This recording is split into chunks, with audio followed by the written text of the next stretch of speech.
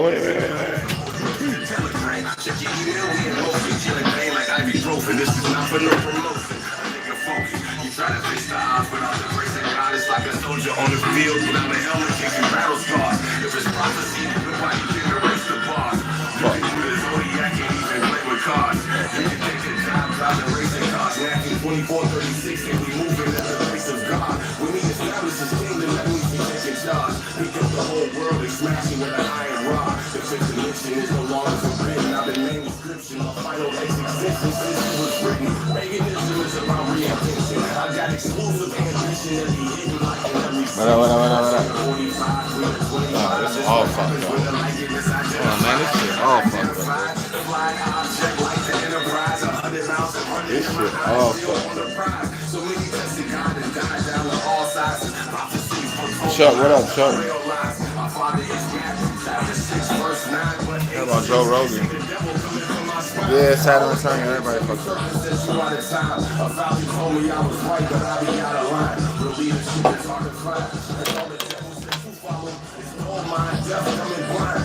What up, what up, what up, what up, what up? What up, what up? Across the heavens, that's in outer space. To your wife's ass, and she skips a rumbling when the earth quakes. Amazing grace like voice soaking out your face. When God made you, you can tell that something's out of place. I'm faithful slave with the... Yeah, Saturn Return, I think got everybody, bro. Saturn Return got everybody. Saturn Return got what up, what up, what up? Oh yeah, never mind the ceiling. Niggas be stashing shit up in the ceiling. Yeah, I'll tell you, it's a stash. But yeah, Joe Rogan, nigga, everybody getting hit with a Saturn Return. Saturn Return hitting everybody. Everybody, everybody. No exceptions. No exceptions.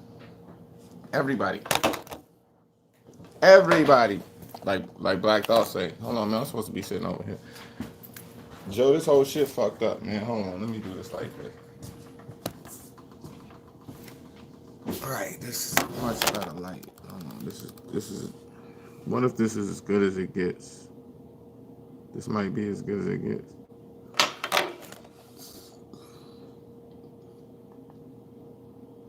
What if this is as good as it gets? I think yeah, Saturn Return is Saturn Return. You know?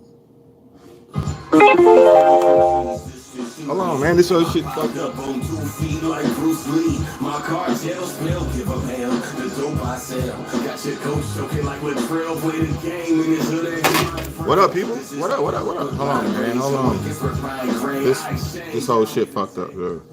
This whole shit is fucked. Hold on, mute the loud. Okay. Let's see, right. Hey, what up, what up, what up, what up? How you doing? How you doing? All right, all right, all right. We in this bitch. We in this bitch.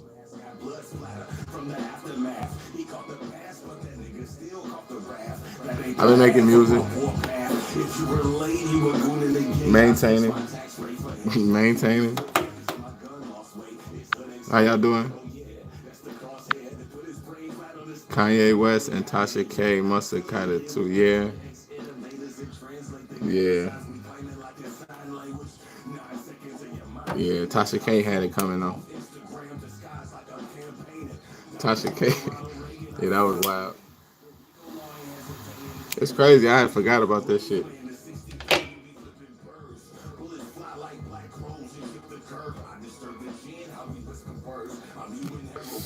I forgot all about that story. It was a lot going on in it too. I think she was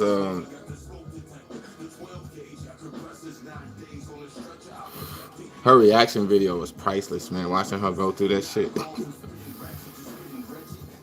And like, I don't know if you watched. Hold on, let me turn this shit on. Like, I don't know if you watched the reaction video that she had.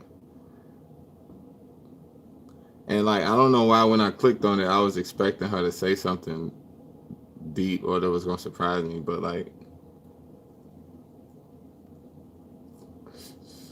I almost did a video right there on the spot, but I didn't. I couldn't. Like, man, I've been trying like to.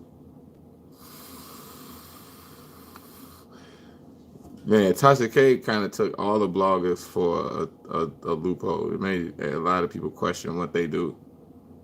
It made us all question kind of like the content we putting out and like the shit we talking about, and you just using people as examples and shit for the points we trying to make. You know, yeah, what she did, it didn't make no sense.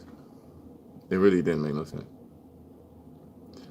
But I think when you on the internet and you trying to make content, you a blogger and shit like that, you kind of stop looking at people like real people. A lot of times you start to look at them like they just an idea or thought. Like, you know what I'm saying? I don't really think that Tasha K really thought that she was gonna get sued and actually go through that part. Like, I don't think in her mind she actually thought that that was gonna ever kick off. And like once it did, she just kind of got in over her head and like and reacted like how like how Pisces react. So it was tough to watch, but it made like I said, a lot of bloggers really, you gotta kind of watch what you say in these times, and like my channel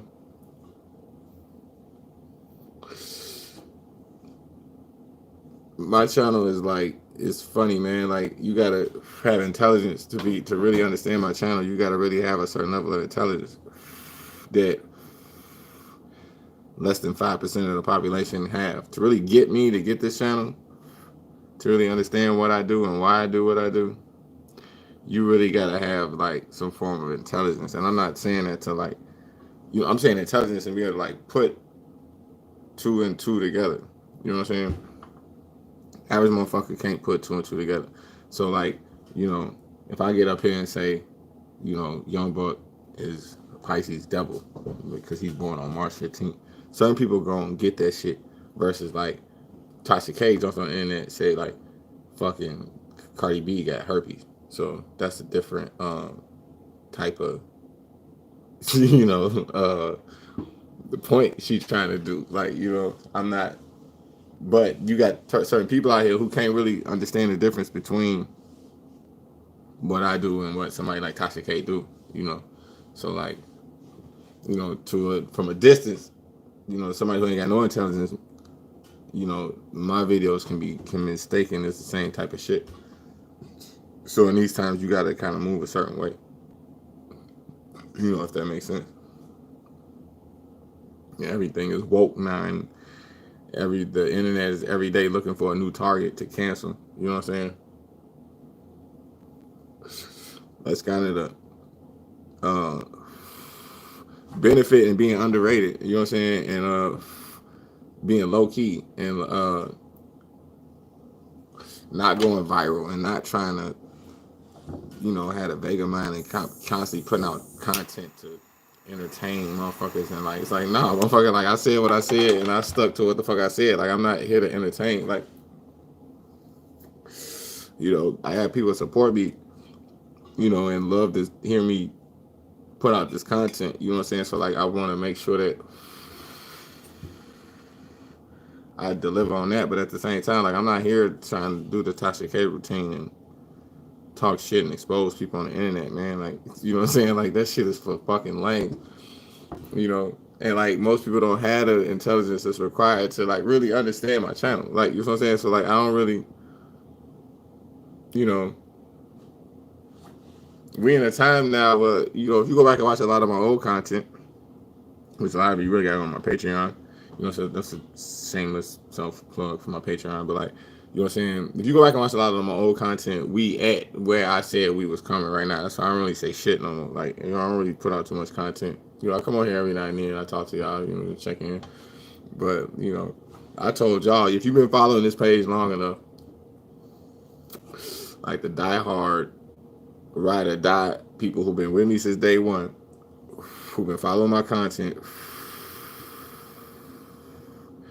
like I know, you've been seeing situation after situation of Pisces people, especially, but like really all water signs, but like, Pisces, Cancer, Scorpio, just, you know, going through their chamber. And this shit. And like, there's only so many times I can jump on the internet and give y'all the same fucking story, you know what I'm saying, but just from a different person. You know what I'm saying? Eventually, you go start to see it. Like I say, okay, you don't know just like I know. And motherfuckers start showing up on my page like, hey man, you gonna do a video about so and so? Hey man, you gonna do so and so's Pisces, so and so's Cancer? You gonna do a video about it? I'm like, man, nah, nigga, cause I ain't gotta like, nah, you apparently you got it. You know what I'm saying? I ain't gotta keep sitting and do the same shit over and over again. That's an insult to your fucking intelligence as a viewer. You know what I'm saying? And like, especially in this meta time we live in, people try to just be trying to keep up with the times with the content. That's why, like, man, I went and saw, what's that movie? Scream. The new Scream movie they got out. I also went and saw the new Matrix movie they got out. You know what I'm saying? So they got this, like, this shit now, they call it, like, meta. Where it's like, the movie is aware of itself type shit. So it's like, you go see the new, hold on, give me 1 second.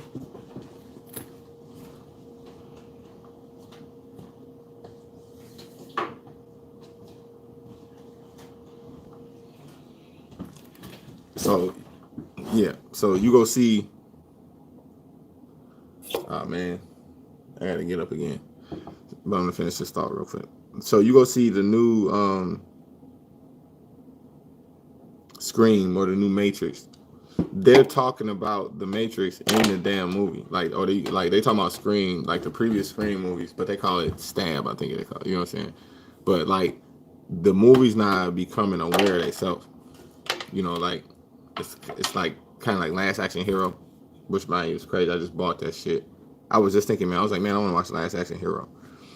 And then I walked in, doing some synchronicity shit. I walked into fucking Walmart yesterday, and it was sitting right there. And I was like, damn. I was like, that's that shit. I want to watch it with my kids, you know. But if you haven't seen Last Action Hero, it's a great movie to watch. It's like some fifth dimensional type shit. But it was one of the first movies I had ever seen like that, where it was like the movie was in these times what they call meta, and like the movie kind of aware of itself. So you're like, okay, when you go see the Matrix, like, they basically describing the first 3 Matrices like it was a video game. You know what I'm saying? So you like, okay, so what the fuck type of shit is this? So the way that this is some like new shit that they trying to like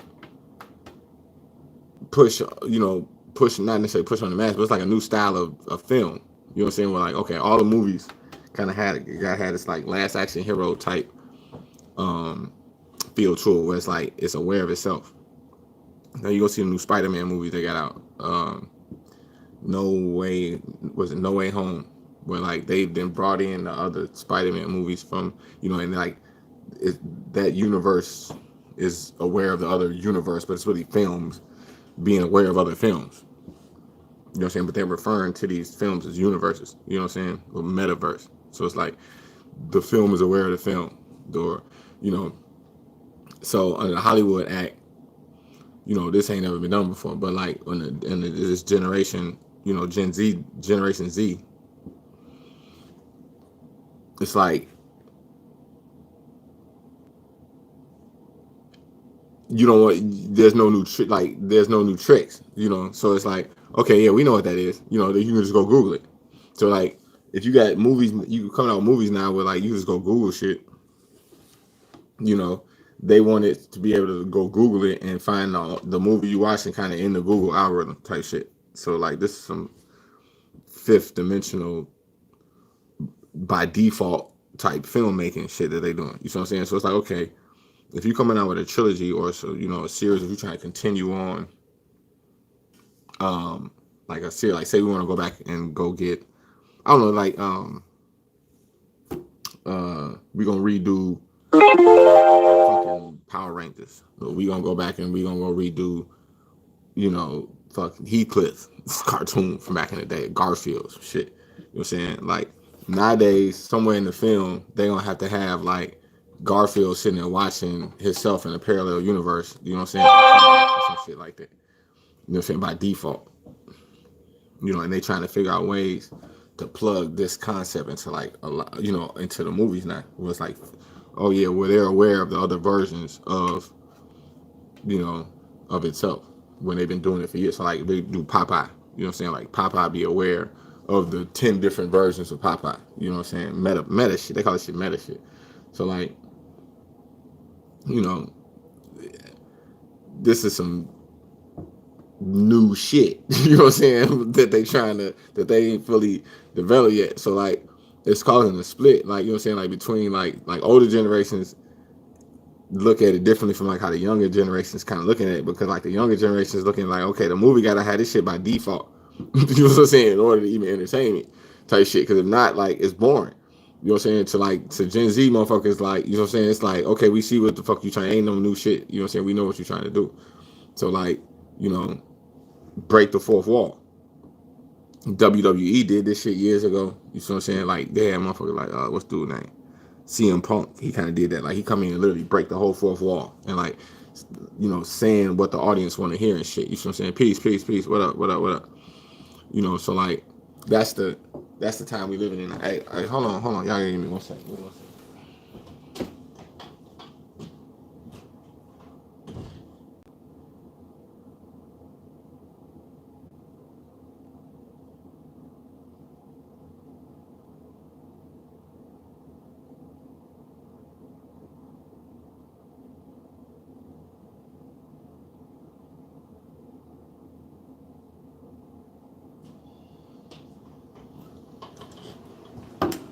Yo, okay.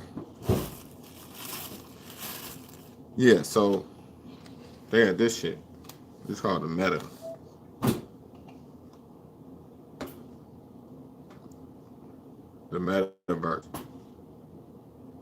You know what I'm saying?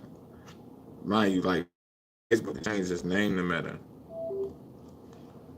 Like Facebook is like slowly trying to stop calling itself Facebook and just start calling itself Meta, where it's like it's a multi-layered universe where like everything is kind of like aware of itself. You know what I'm saying? So like there's some Generation Z shit that's like, people that's older than like, it's like if you're in your 30s or if you're in your 40s already, you still try to figure out like what the fuck going on, like between this and like the cryptocurrency and Bitcoin and NFTs and like the metaverse and like, you know what I'm saying, 3D layer multiple realities and shit like this. Like there's a certain way of thinking that you gotta have in these times, like with the what they call Generation Z. You see what I'm saying? Like Gen Z's generation. You see what I'm saying? They think like this by default. You know what I'm saying? Some of the people who are, if you already over 30, 40 years old, it's gonna take some of y'all like another 20, 30, 40 years before y'all even figure out what the fuck going on right now. Like, you know what I'm saying? Like it takes time. Like, you know what I'm saying? But it's like the younger generation already kind of like understand what it is I'm talking about. You know what I'm saying? We in a situation like in a time where like fifth dimensional thinking is kind of by default. You gotta know what you don't know. If that makes sense. You know what I'm saying?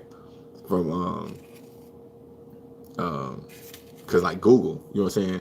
Google like some fifth dimensional shit, especially when you try to do film and media. You know what I'm saying? In these times, you know what I'm saying? You can't just, you know, as we getting more and more connected as one thinking mind, it's becoming more and more difficult to write stories that don't have the metaverse as a solution for the problem with the movie already going through. You know what I'm saying? It's like, oh man, you could just Google that. Oh, you could have just went like, you know what I'm saying? Like there's, movies is a lot of times about solving problems. You know what I'm saying? At the end of the day, if you really want a good movie, you got to have a really kind of dynamic problem going on. You know what I'm saying? So like if the internet and the metaverse and all these things is kind of designed toward fixing problems, it's becoming way, way more and more difficult for writers in Hollywood to come up with stories that where the metaverse don't necessarily fix that problem. So like it has to be kind of self-aware. Like there's some, Gen Z type generation, like the younger generation already kind of think like this. Like you play it, like I watch my son play Fortnite, And like not just Fortnite, but like you know what I'm saying, a lot of the games on PlayStation, like Madden and shit like that, where they compete online. You know, and like the interactions and stuff that they have, and like this online. You watch enough of that shit, you start to see the difference between like ain't no going back. We moving faster and faster, you know, into the future. So like the film and the media and shit like this is becoming way more complex in the way that it's being written. You know what I'm saying? So the information is coming across complex already in the gate, where it's like, okay, in the gate, you already it's coming at you, you know, messed up already. You know what I'm saying? So it's complex, layered, multi-layered problems, not just, you know, okay, we're just two people trying to take this or go find something. And it's like, no, like these two people already got two already conflicting issues, you know what I'm saying, which is already stopping them from even trying to get to where they go. Like, you know, it's like that. Like they got family issues, alcohol issues, addiction issues. It's like complex. Like it's way more complex than it was before. I don't know what the fuck that is. I hope that makes sense. You feel what I'm saying? So like where they at right now in Hollywood, like you go watch Scream, you go watch Matrix, and like even Spider-Man was really like one of the first movies that really kind of like under the like what in Marvel what they doing with the what do you call it, multiverse, same type of shit. You know what I'm saying? What they doing with that, they really kind of like they developing it way better than most of these other studios doing. Like, you know what I'm saying? Marvel kind of ahead of the curve. Because like under the Generation Z Act, they take it for granted that Joe, why don't you just Google that shit? Like they watching a movie, like, man, just Google that shit. You know what I'm saying? Then they got like fake Google. You know what I'm saying? Like Google in that world. You know what I'm saying? It's like in that world, you know, that's what that Google is. They don't have that information. You know what I'm saying? They got it's the type of shit going on. So like these thoughts, you know, are maturing in Hollywood in the way that they writing these into films. They're getting way more and more complex. You know what I'm saying? So like one movie gonna come along on some Matrix shit that's gonna like everything you hear me talking about in this video is gonna tie in all that shit together. Where it's like it's gonna be like a movie that's gonna have to change the whole way that like Google is being written into movies, or like the way like certain shit you go Google and you actually find the real shit that Google gonna say versus like fake Google, whatever it is in that world. You know what I'm saying? Like Hollywood's still trying to figure out how this works, but trust and believe, like in the next like 5-10 years, there's gonna be a movie that's gonna come out that's gonna completely change the way Google, and not just Google, but the whole metaverse is being, you know, handled in movies. Like you look at movies like even Ready Player One and shit like that. Like we on the cusp of a whole dynamic change of the way that you know the line between film and reality and meta is being, you know what I'm saying, is being crossed. We're crossing that line like a motherfucker very fast, very very fast, very very fast, and we're not going back. Ain't no going back. Oh man, y'all gotta give me a second. I got all this blunt. I'm sitting there talking to y'all. I'm like, why am I not smoking? I'm sitting there talking to y'all. I'm trying to roll this blunt. They gonna cut my fucking YouTube off if I play that song. Hold on, I can't play that shit. I can play this shit. Okay, I can play this shit. He paid 22 G's just to shoot me. I popped up on 2 feet like Bruce Lee. My cartels still give a damn. The dope I sell. Got your coach choking like Latrell play the game in his hood X mind frame. This is how we look with blind rage. Go against refined grain. I exchange, I don't entertain. What I claim, I'm selling cane. You missed the train, headed to the Hall of Game. I'm kind of inducted, so I'm not to be touched with. We bust down bricks like we doing construction. I'm busting through the cracks of shot rack like a quarterback with PTSD, passing holographic flashbacks. Let's take a journey through the mind of a psychopath. My Michael Bass got blood splatter from the aftermath. He caught the pass, but that nigga still caught the wrath. That ain't the half of my poor path. If you were late, you were going to the gate. I switched my tax rate for headshot. You need still place. My gun lost weight. It's hood ain't squared. Oh yeah, that's the crosshair. They put his brain flat on the stairs. I'm how we got there, yeah. Affiliated with the hood ex-innovators and translate the gang signs. We claim it like it's sign language. 9 seconds and your mind changing. I sold dope off Instagram, disguised like I'm campaigning.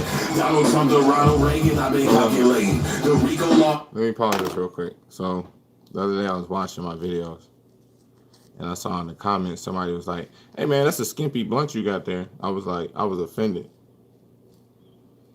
Cause like when I first started smoking weed, I was smoking weed with a Jamaican dude.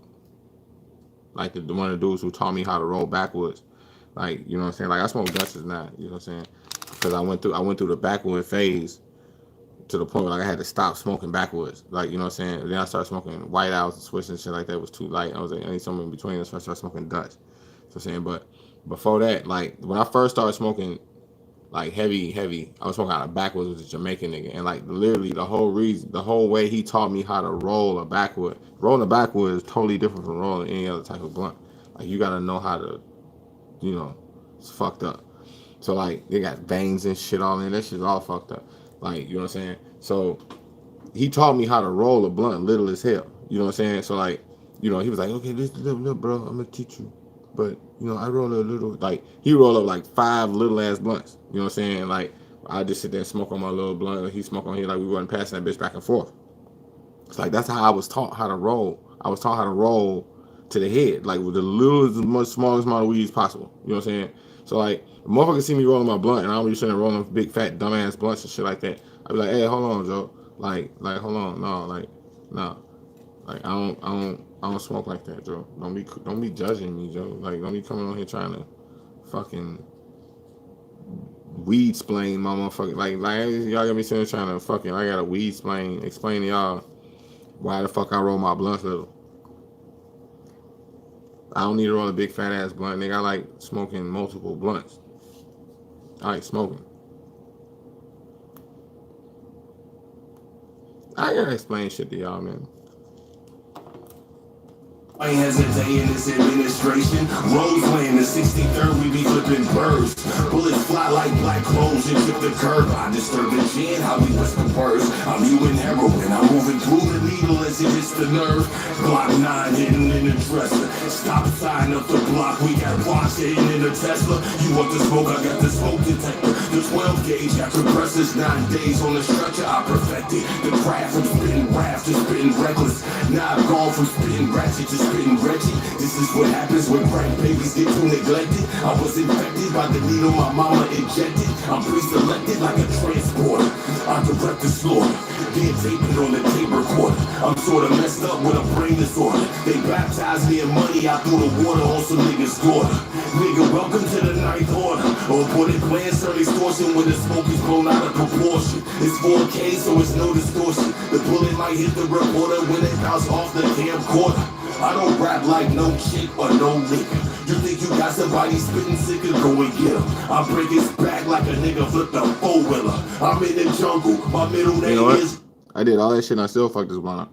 Gorilla. I'm subscribed to coke dealers with no feelings. Notifications to archbishops is more business. Ass twisting on live stream like pure physics. Third eye twitching. A pharaoh that's been...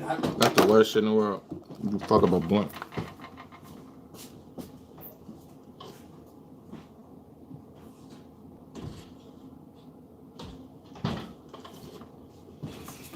Especially when you sitting there trying to roll that motherfucker perfect and you still fuck it up. You be like, damn, I got weed falling off the back of this motherfucker. This about to be a damn, man, nigga can't even smoke.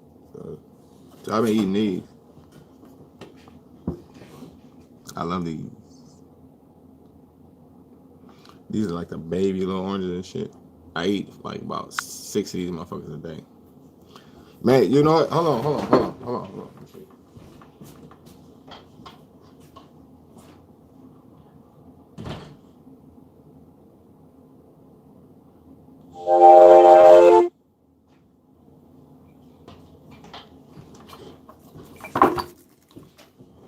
I be trying to smoke the raw paper, bro. Like, you see right here, right? See? But I hate these shits. Matter of fact, I smoked the last one. Oh, wait, now I got one more. These get you high as hell. I ain't gonna even lie. These get you high as hell. Raw. These get you, like, blowed. That's why I can't smoke that shit. See, I smoke Dutch.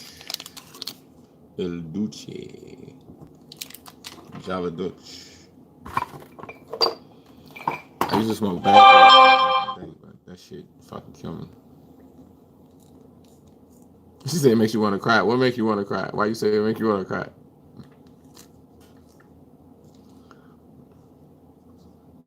Look at this shit. It's like, ooh, yes. You know what that look like. Yeah. Ooh, bust it, bust it, bust it, bust it, bust it, bust it. Ooh, bust it all the way open. Bust it open. What is it? When the blunt doesn't turn out the way you want. Exactly. I was gonna light it on this end and smoke it from this end, but this end I done fucked up. They got that little crispy, you know, that little crimp at the end where you fuck up. Like I done fucked up. Like I hate this part though. Like when you fuck up that last little piece. You know what I'm talking about? That last piece. This shit right here. This every blunt roll a nightmare right here. When you roll that bitch perfect, you be like bam, bam, all the way through.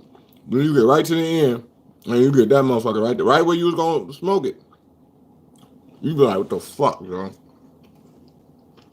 Make you wanna like, I'm trying to do surgery on this motherfucker and save his life. He already in a wheelchair. Hold on, see? You made a miracle. Look at that. Y'all can't really see. Man, I hate the way this camera. See, it's still kind of fucked up, man. This blunt from out west, so. It's a difference between, like, you come to Chicago, it's a difference between niggas from out west versus niggas from out south. These are two complete different types. You gotta understand this. A lot of people do not make enough content on this shit. Like, people just think Chicago all fucking crazy. Now you gonna see some wild shit happen in Chicago. Like you see the story, you from outside Chicago, you like, man, why is Chicago's crazy? Whenever you do some crazy shit, you always gotta look at where it happened. You know what I'm saying? And understand, like, okay, did this shit happen out west or did it happen out south? You see what I'm saying? Because like the shit that happened out west ain't like the shit that happened out south. You see what I'm saying? Look at that shit. Bam. Nice and juicy.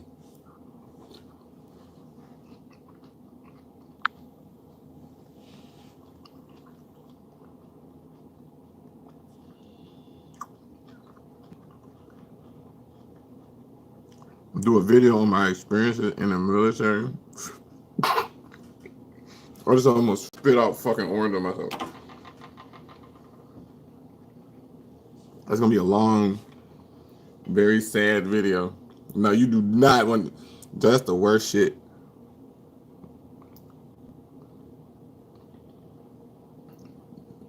Yo, y'all see some crazy shit? Hold on.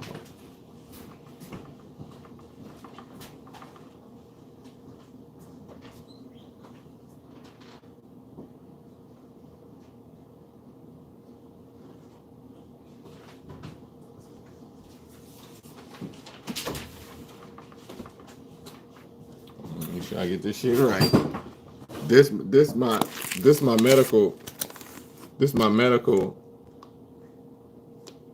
medical history. This is from when I was in the military. I went into the military in 1997 of July. I went in July 3rd, 97. I got out in 2000, January 2000. Right? So you're talking from this and that amount of time, this amount of shit that happened to me. You know what I'm saying? Mind you, a lot of this shit came from fucked up shit. I was doing stupid shit, getting in fights. Smacking niggas with vacuum cleaners and shit. You know what I'm saying? But when I was on submarines and shit out of Hawaii. You know what I'm saying? Fucked my back up.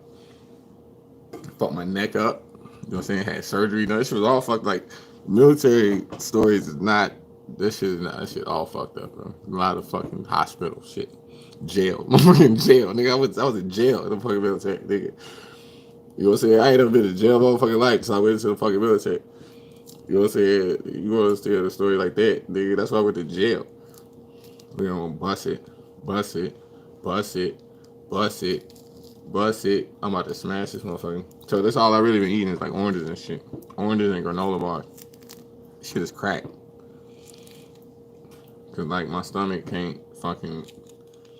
I mean, it can. I can eat anything I really want. But like, I love the way this shit feel. Like when you eat one of these motherfuckers, Joe, this shit is the shit. This shit like smoking weed to me, Joe. Like the way I feel after I eat, it's a certain orange. Like it's got to be these. I don't even know what the fuck brand they did. Hold on, let me see.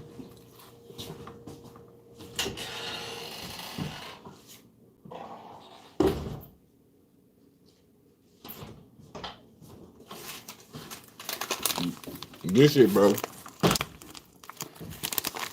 This shit.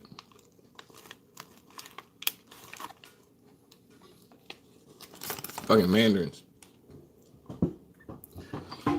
This shit look like bust it, bust it.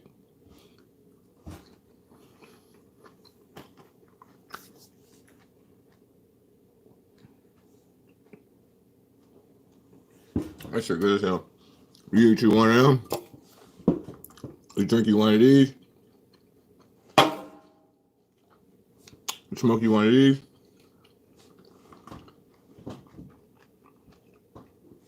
You're gonna feel like Macho Man Randy Savage. You eat lemons. Nah, hell no. That's that Rudy Huxtable shit. Rudy Huxtable from the Cosby Show. She used to eat lemons and shit. I used to try to do that shit. I fucked my stomach up doing that shit. Can't be doing that shit. Can't be doing that shit. Oh, hell no. One day I'm gonna try. One day I'm gonna eat a lemon on here for y'all. You know what I can fuck with though is a lime, like a lime. I can drink like I can put lime in water. Like I can't even drink lemon water. That shit is ugh. But like you put lime though, yeah, I can fuck with this. Like lime water, that shit is the shit. Oh, y'all see something real crazy? Something real crazy. Hold on. Holy shit.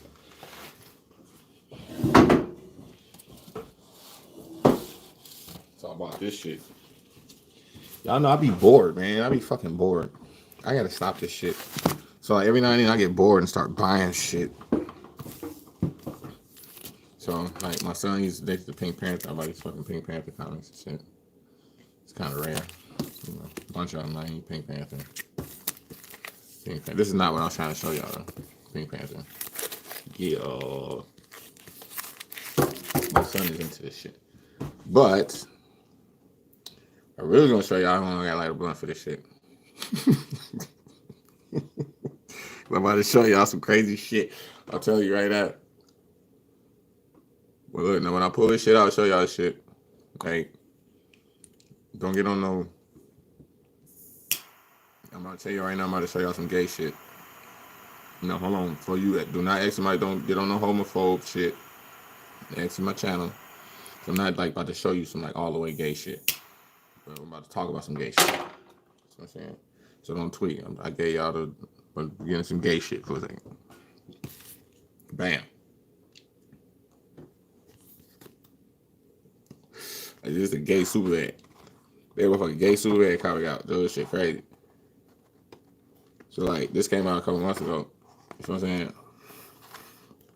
And motherfucking Superman, I don't think this is like Superman. Superman is like his son or some shit. It's like son of Kal-El. They got him doing like some gay shit in this motherfucker. So like, it's gonna be worth. I'm guessing at some point in the future, he's gonna be worth some bread. But they got this nigga doing this shit. It's weird shit. Shit, fucking gay Superman. Like they got like multiple ones. Like, hold on. So like they got this one. They got this one, which is basically the same one, I think, but like it's just different covers. So like this is the same comic, but it's just different covers. And they got like 3 different covers. Right, and then they got this one. See, so like, they got 3 different fucking gay. They got Superman doing gay shit, nigga. So I had to cop those. I think in the future that shit gonna be worth some bread. I keep this shit way the fuck out of sight, way up there, so nobody can see it. We got the Raiden hat cracking. Yo. Yes.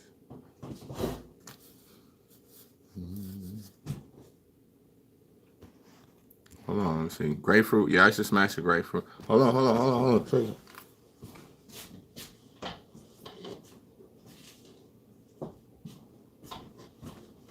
I be smashing these too. Cause I got too lazy from peeling. So I went and bought these. These like $8, $9. I be smashing these. And sometimes too, like I'll peel these because I get tired of peeling. So I'll peel these and put them in here. Put them in the fridge and eat them when they're ready and shit. I like Bruce Leroy. Look. Where is the master? Show me your master. Master, why did you lie to me? The master is some machine.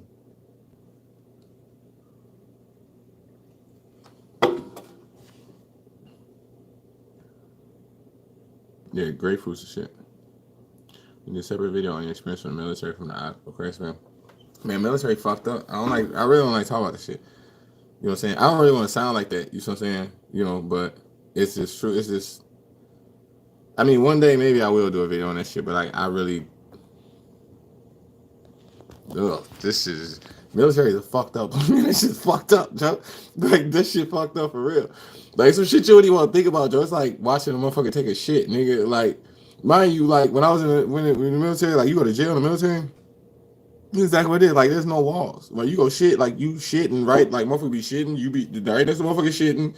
That's what motherfucker shitting. Like, y'all just lined up just shitting right there looking at each other while y'all shitting and shit. Like, it ain't no walls. Like, that's how it is in the jail. And they do all type of trifling shit in the jail. Like, I went to jail in the fucking military, nigga. Like, it's not a place you want to be. And then after that, I went on a fucking submarine, which was worse than the fuck. I was like, Joe, like, the jail was better than the damn submarine. Because at least on the submarine, I mean, in the jail, you could call people and talk to people. Like, you're in a submarine, you're at the bottom of the fucking ocean for like fucking 2 months. Like, sometimes you don't even come up for like a week or two. Like the longest we went was like 2 weeks. You don't see no sunlight for like 2 weeks. You be in a fucking submarine. Then after that, I was on a frigate. I went on a frigate. You know what I'm saying? It's called the USS Clackring. You know what I'm saying? You go into this shit. It's called the Clackring. Clackring. It's out in Norfolk, Virginia. I was on that. So I'm saying I was on the USS San Francisco, which is a submarine out of Hawaii. That's why I live in Hawaii. So I'm saying I went to basic submarine school, which is BESS, BESS. That's out of Groton, Connecticut. That's when Groton, Connecticut was the shit. It was right outside New London, Connecticut. That was one of the best experiences I ever had in my life. So I'm saying the first woman I fell in love with, you know what I'm saying, she was from Pawtucket, Rhode Island. You know what I'm saying? It was right outside Providence, Rhode Island. Pawtucket, Rhode Island, like if you watch what's that show? Family Guy. You know what I'm saying? The bar and all that shit, they from like in Pawtucket, Rhode Island. You know what I'm saying? That shit is hood as hell. It's like some shit you motherfucking don't know nothing about. But it's like one of the most hood places you ever go in your motherfucking life. You know what I'm saying? It's called Pawtucket, Rhode Island. You know what I'm saying? It's like 45 minutes away from basic submarine school, which is in Groton, Connecticut. You know what I'm saying? So like that's the place where we used to go party all the time. Like if you couldn't go to New York, you would go to Rhode Island. Rhode Island was north, New York was south. You know what I'm saying? So like if you were in Connecticut, a lot of times we went north. You know what I'm saying? We had like partying in New York because New York was just fucking dirty and just fucking trifling. You know what I'm saying? So like we would go to Providence. Rhode Island was a lot of college towns too. Like you got Rhode Island College, you got Providence College, University of Rhode Island, Brown University, Johnson and Wales.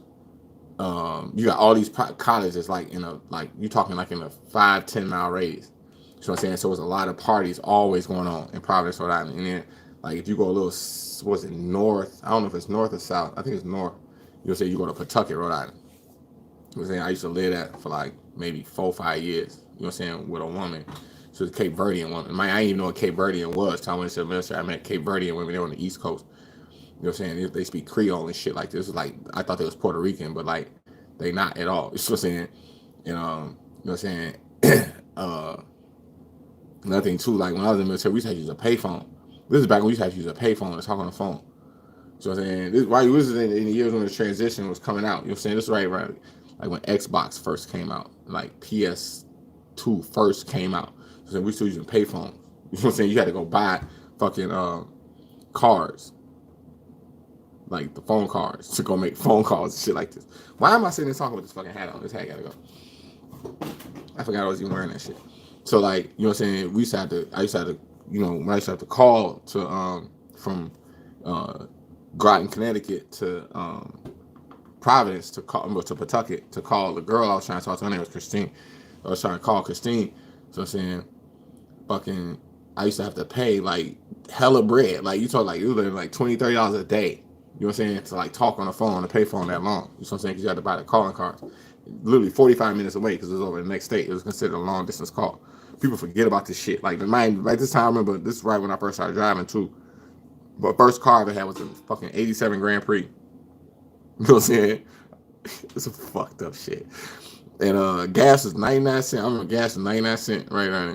Which I should probably sound old as hell talking like this. You know what I'm saying? But you know, it was the first car I ever worked on. You know what I'm saying? Because my brakes went out one time, and this dude named Hutchinson, he was a white dude. You know what I'm saying? He taught me how to work on my brakes. You know what I'm saying? He was my roommate. You know what I'm saying? When we was in sub school, in submarine school.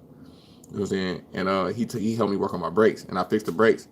I ended up selling the car. You know what I'm saying? To my guy Gouda. You know what I'm saying? He's from Indiana. His name was Gouda. You know what I'm saying? And it was about like a month later. I was like, Gouda, what's up with the car? He was like, man, we crashed that motherfucker, bro. I was like, whoa, what the fuck happened? He said, man, we was driving that bitch one day, and all of a sudden one day the brakes just went out. And I ain't had nowhere to, I couldn't stop that bitch, and it was 4 of us in the car. We crashed that motherfucker. I was like, oh, shit. Because, like, we had literally just fixed them brakes right before, like, dude, me and Hutch had just fixed them brakes right before I sold it to him. And like, I didn't say shit. I was like, yo, it was that day I said I was never gonna work on a car ever again. Like that shit traumatized me. You know what I'm saying? They was all straight and they survived and everything, but like the fact that I had worked on them brakes and sold him that motherfucking car, and he crashed that shit not knowing, like mentally scarred me. You know what I'm saying? To like never really want to work on a car. That was one of the reasons I never really fucked with cars. You know what I'm saying? But that was all in the military. You know what I'm saying? There was a lot of shit like that going on in the military, man. Like we used to get in fights and shit all the time. Like when you think about the military, like the stories you think I'm gonna tell you ain't gonna be the story. Like it ain't. It's gonna be some other shit. Like because you think about the dumbass motherfuckers that's in the military, man. It's like Joe. Mike, I was dumb as hell too. You know what I'm saying? Like it's a bunch of fucking idiots, man. Like I can sit here and talk to you for days about that shit, but it's like, why the fuck would anybody even want to hear that shit? Like, I mean, I guess on some hand that shit could be entertaining because like some of that shit is funny as hell. Like you think about it, like it's just hella just dumb ass, just dumb shit, nigga, dumb shit, dumb ass shit. Motherfuckers shitting in socks and smacking niggas with socks full of shit. Shit like the motherfuckers pissing in your boots. Motherfuckers putting laxatives in the fucking milk. Shit like that. Stupid shit, nigga. Like, just dumb shit. Motherfuckers pissing in spray bottles. Like, you know, a spray bottle, motherfucker take a piss in it. And then spray that shit once a day on your motherfucking mattress. So then after like 7-8 days, like your whole mattress smell like piss. Like old piss. And like you, like I'll tell you, like motherfucker don't know where it's coming from. This type of shit that people should do. Like stupid shit, nigga. The most dumb. Like motherfuckers pissed. Like motherfucker go buy the Mott's apple juice, and go drink that shit.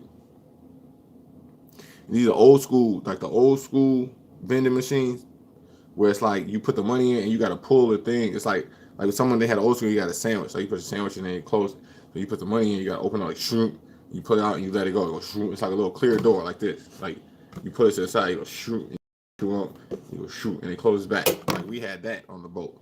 It's like motherfuckers would like they had the apple juice in there. You know what I'm saying? Like motherfuckers would buy the apple juice. You see what I'm saying? Piss in the damn bottle. Close that motherfucker back up. Open the machine back up. Shoot. Put that bitch back in there. Shoot and close that bitch back up. Like that type shit. So motherfucker come along and buy some damn apple juice and motherfucker open that shit up and drink it straight cold piss. This type of shit, nigga. These niggas is ignorant as hell. Like if you was not, yo, man, like mind you, like all the niggas who was on that type of shit was from Chicago. Like if you was not from Chicago, like on the inner circle, like the Chicago nigga, like you was fucked. Like you was like, cause you just didn't understand why savage shit was being done to you. But like a lot of time, like motherfuckers from Chicago was just savage as hell. Like and like Chicago was like a mob. Like you go to like at least at the time when I was in, anybody from Chicago like was like on some mob shit. You know what I'm saying? Like we used to get them. It was just fucked up. That shit was like, man, the military is not what people think that shit is, man. Like at all, Joe. We'll always be gang banging in that shit, everything, Joe. That shit is just. At least when I was in, it was a totally different fucking experience, man. Totally different experience. Maybe I will do a video on that shit, but like I just couldn't. I wouldn't even know where to begin, even like how to even make that shit relatable. Because a lot of that shit is just fucking stupidity. Stupid shit. Stupid shit. Stupid shit. Hold on, man. I ain't even reading the fucking comments. I'm tweeting. What y'all talking about? Favorite martial art? My favorite martial arts? Man, that's a good ass question. That's a good fucking question. I like mixed martial arts, man. I like the Bruce Lee, probably Jeet Kune Do. Even though that's not really like a style per se. It's a style kind of what's but I'll probably say Jeet Kune Do, Bruce Lee style.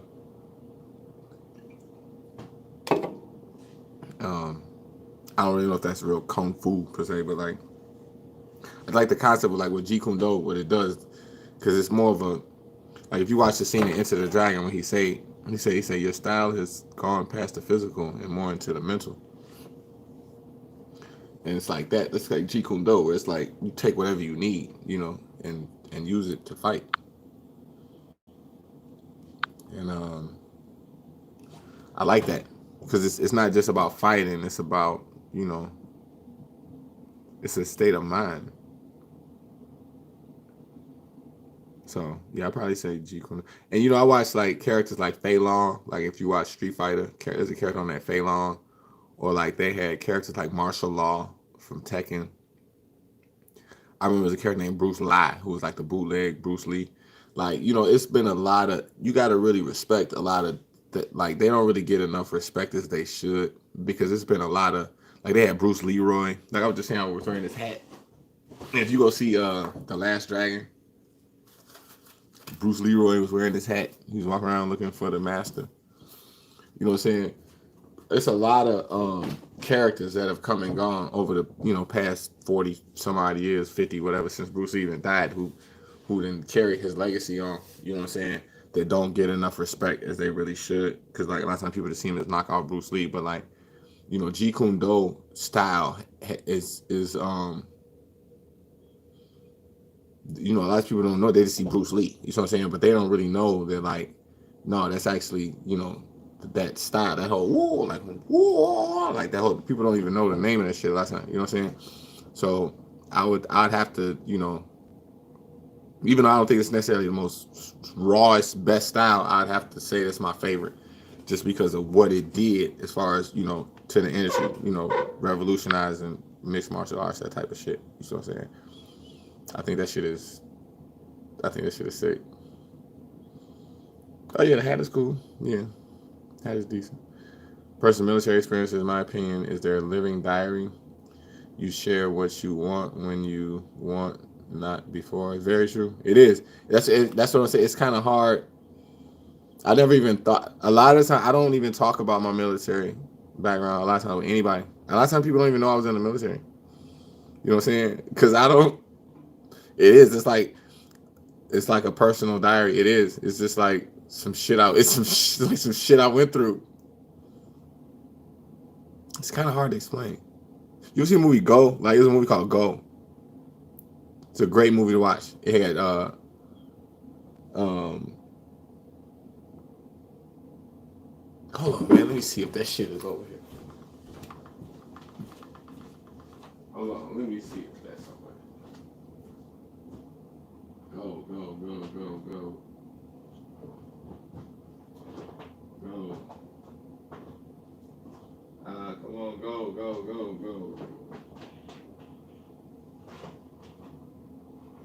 Aha. Yes. Stop the bullshit.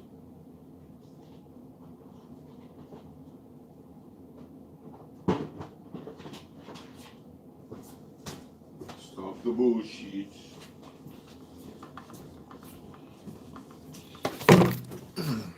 So, Sunshine. This is one of my favorite movies of all time. Like I've just the thought of this movie make me react like, oh shit, I'm about to start laughing. Joe, the thought of this movie. I love this movie. This is an excellent movie. It's called Go. You know what I'm saying? And why am I talking about that? Well, because I'm talking about personal experience. Oh, so this is the wrong damn movie, man. Hold on.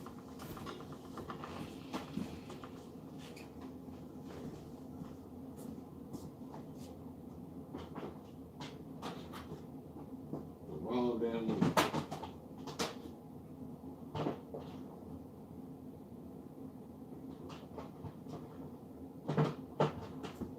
Yeah.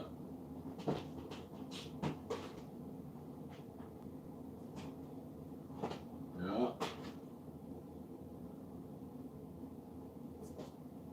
So you should make peace.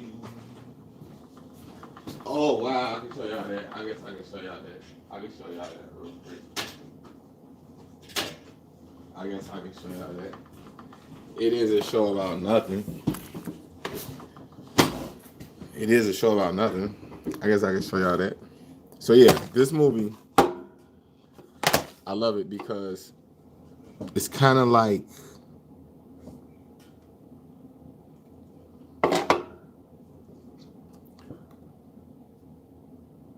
Vantage Point. We want to call it Vantage Point. You know what I'm saying? Where like they show you the same story, like the same 15 minutes over and over again from like 8 different angles. That's basically what this is. It's like they show you the same story from like 4 different angles. Like same shit like you watch Pulp Fiction. Stop with the bullshit. What the fuck? Stop. Like you watch Pulp Fiction. It's kind of the same thing. Like they tell you the same story, but like not necessarily in order, but from like different perspectives. You know, I love movies like this. Like I made a movie called 79. You know what I'm saying? It's on hoodx.com, shameless self-promotion. You go to hoodx.com, watch Hoodx Black every 9 a.m. 79th airs on there. It's my movie I made. It's kind of the same type of shit. Like it don't necessarily start from the beginning, start in the middle. Then it go back to the beginning, then it goes to the end. You know, it's my style of shooting. Too. Like when I make film, a lot of times I try to do it like that. And because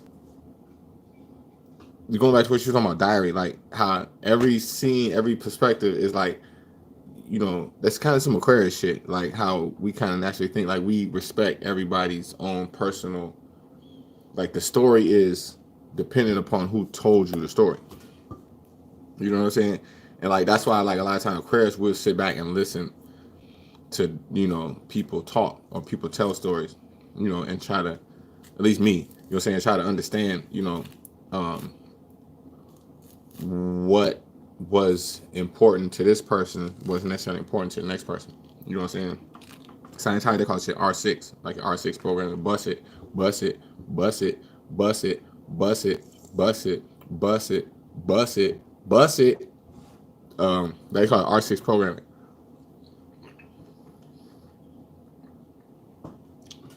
Everybody see their life as their own movie.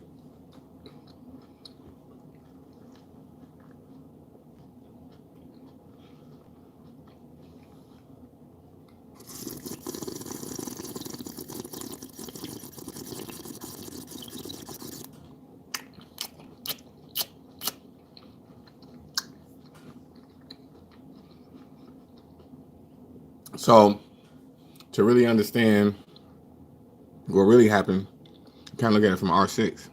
Which like right now they got like G5. I got a G5 Act.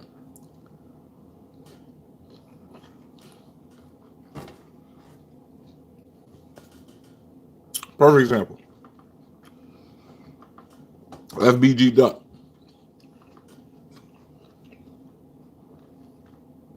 FBG Duck got killed in Chicago.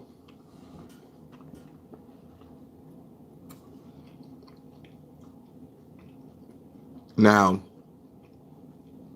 the way the FBI investigated it, they look at it like when Duck pulled up, Duck was in the area like most of the time niggas don't be in Chicago. And he was doing some high-end type shopping with his wifey. It was weird that he got killed in the area that he was at.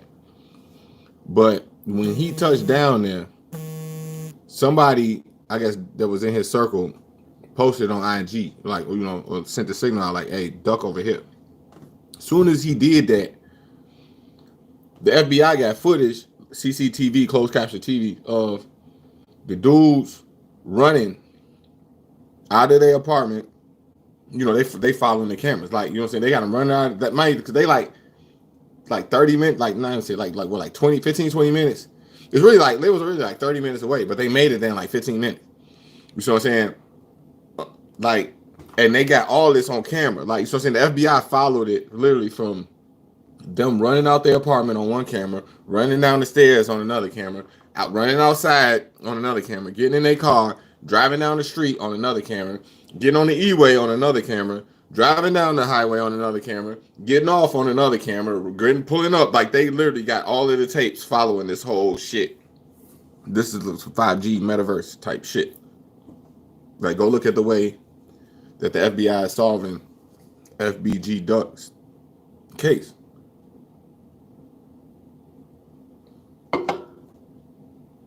.5G shit, R6 programming. If you can almost look into the inner mind, some Minority Report shit. You're gonna, like, you know, you see the Minority Report, he had the footage, like, you know what I'm saying? They already kind of knew what the nigga was gonna do before he did. You know what I'm saying? So, you know, if I'm the FBI and I'm watching you run out of your door, you know, jumping in your car, I'm watching this whole shit play out. You know, I need all perspectives in order to make the best evaluation. This is some Aquarius. This like me. This is some Aquarius shit. This, I don't necessarily trust my own perspective. You see what I'm saying? So it's like cameras. Almost. You know, I can look through this camera. I can look through that camera. You know what I'm saying? It's different types of cameras. Hold on. Give me one second. Give me one second.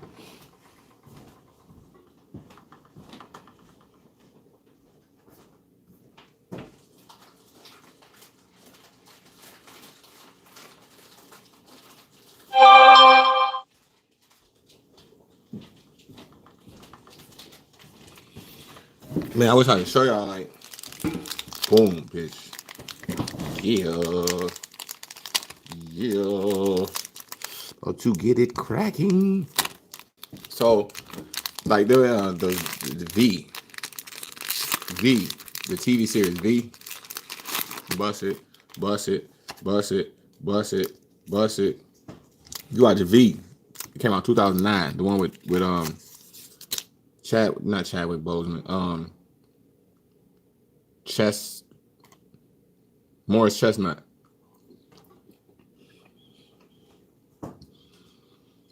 One of the goals that the aliens was doing was trying to inject R6. There's a chemical called R6. They were trying to inject that shit into people on some metaverse shit. Because what it did when you got injected with R6, mind you, signing on R6 is the same, right? We're talking about the same shit that Scientology was talking about, like being able to see your life as a movie. So if you go watch V, they was injecting R6 into people, so that the aliens, the reptilians, would have the ability to look through your eyes like a camera. So like, it would literally get an R6 effect that you was looking for. So there's a lot of people see their own life as a movie. If you go watch V, they were actually injecting a liquid that would give just that effect. So they can look at your life through your eyes like it was a movie in the metaverse. In a metaverse. So they had a scene in there where like one of the reptilian women was talking to the other woman, and they was looking through a TV, like they had a TV, and on the screen it had like all of the different basically TVs. Like it was like a TV full of TVs, but it wasn't TVs. It was more like you know that closed caption, like when you got a security guard, they got a whole bunch of TVs, and like you got like in the Matrix Part 2, with the end when Neo had all them TVs and shit. It was like that. Like they had a screen, and inside the screen it was like a whole bunch of screens, and like they was looking through that shit, and like on the screen was like it was like closed caption, like security shit. And they was looking at the humans like through they was looking at their experience. And one girl she asked the other lady, she was like, Joe, she was like, why the fuck do it look like that? I am Aquarius. You think I'm some alien shit already? It was funny. I was like, man, whoever wrote that shit was a genius. She was looking at it. She was like, man, why the TV? She was like, why did the signal look like that? And the other lady was trying to adjust it, and shit was like tracking. It was like old school VCR used to have this shit called tracking. It was like the signal get fucked up, and like you had to adjust the tracking. You know what I'm saying? And she was like, man, why the fuck do the signal look like that? She was like, oh, that's called emotion. But we're trying to clean it up so we can see it better. It was that shit was hilarious to me, because it was like the aliens didn't understand human emotion. You know what I'm saying? So like the emotion was like literally some shit that was getting in the way of the signal, like from them to be able to read, like you sit and watch the TV. You know, some alien shit. It was like, Joe, we figured out a way to like, okay, yeah, we can watch people right through their eyes. Like, man, they had a movie called Strange Days back in the day. We had Angela Bassett. It was kind of the same shit. Like, it was like Facebook way before Facebook. It was like they wanted to make the ability to have people to experience like other people's experiences. You see what I'm saying? Like same shit you put one of these motherfuckers on. They got fucking pornos inside this motherfucker. They're like literally like you can experience somebody's whole fucking sexual. It's like literally like 3D. You walk in the room and like have sex with like fucking digital shit. Like they had a movie called Strange Days with Angela Bassett, where it was like this shit came out like in the 90s, where they was talking about this shit. You know what I'm saying? Metaverse type shit, where like the ability to experience somebody else's experience, like right off of another device. You know what I'm saying? Like using a piece of technology to experience. You go look up the trailer. They basically say this shit in the trailer. It's like, yeah, they was making technology that like, so you can experience somebody else's life. So, nigga go shoot FBG Duck. He not thinking like that. He not thinking that he in a you know, they call it 5G. This is what 5G was. Like they said this when 5G came out. Okay, we're gonna put all these new Elf towers, like the old Elf towers is coming down. Like, I remember when they put up the first Elf towers. They had niggas under when fucking Professor Griff and fucking Phil Valentine and them was talking about like the 3G. And people was just then catching up to what Phil Valentine and Professor Griff was talking about. They had been talking about that shit since like the 80s, when like the movie Conspiracy Theory came out with Mel Gibson. That was like that late 80s, early 90s. You know what I'm saying? That was like the only type of media that you could even find that was even talking about that type, like MK Ultra, you know, brainwashing, touching the reptilian nerve through media and shit like this, like touching it, like the shit that make people zone out and just stare at the screen all day and shit like that. You know, when you hit that reptilian nerve through the media, you know, but and the transient experience, where you actually feel like you experiences somebody else's life through R6 programming. This all right, like Orion technology, like Sony, like you thought Sony is huge on this type of technology. and shit like this. Like look at like the PlayStation Network and shit like that. Like Sony. Side notes, like Sony invested in James Bond back in like the 60s, 50s, 60s, you know, because James Bond had the guy named Q who's developed the technology. So that's why Sony's always pushed James Bond in the technology, you know, that was ahead of its time. Like James Bond always had the technology back in the day was ahead of its time. That's what Sony, you follow like Sony, this is what Sony do. Sony always, for years, since the 50s, 60s, been developing like gadgets. They the ones that develop Betamax. Beta. People remember that Beta VCR. So I'm saying they developed the PlayStation. You know what I'm saying? They're constantly developing that technology. You know what I'm saying? That's trying to bring the metaverse closer. You know, so bring the human experience closer through spirits. In voodoo, they call it shit Loa. Like on the Garden of Eden, they call it the snake, like serpents, demons, the weather, shit like being able to capture like this shit and put it through a fucking metaverse system. You know what I'm saying? And developing that type of technology to do that. You know what I'm saying? Where people can experience porn. You know what I'm saying? Like fucking high level experience porn. Like literally, it's like having sex with holograms. Like they've been trying to do this shit since since the Nazi era, since like the 30s and 40s and shit. You see what I'm saying? So this is nothing new. Where we at now is like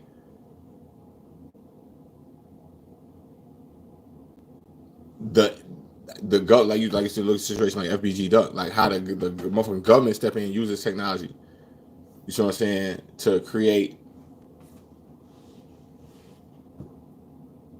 their metaverse first. Like you see what I'm saying? Like they know, like man, like mind saying shit like when Taser, it was a company Taser. I was saying this shit years, like Taser had a company. They put out the bulletproof vest. They had all the cops. Fucking like when fucking Eric Garner got choked out. The dude in Minnesota. Not Eric. Man, I can't even think his name. You know, Eric Garner, he got choked over Syria. Then the dude in Minnesota, man, why can't I not think of his name? So I'm saying, but even way before that, like you know what I'm saying, when you start seeing a lot of black people getting killed on camera over and over again, like you know what I'm saying, when they had all of the police was shooting niggas on camera over and over again. Like you know what I'm saying, this is like maybe 2000 and I want to say when that shit first kicked off, like and it was like all the body camera footage kept getting caught, like niggas getting killed on camera. And people didn't understand what that was. Like that was Taser. That was a stock for Taser. You know what I'm saying? They was pumping they stock. You know what I'm saying? They stock went up like 83% within like 3 months. You know what I'm saying? Because it was a stock pump, like for some metaverse shit. Like we have the ability now to capture on camera and record everything this is like 5G before 5G had even came. They was putting that shit on fucking body cameras for cops. So you can experience it from you can experience whatever this scenario was from multiple different angles.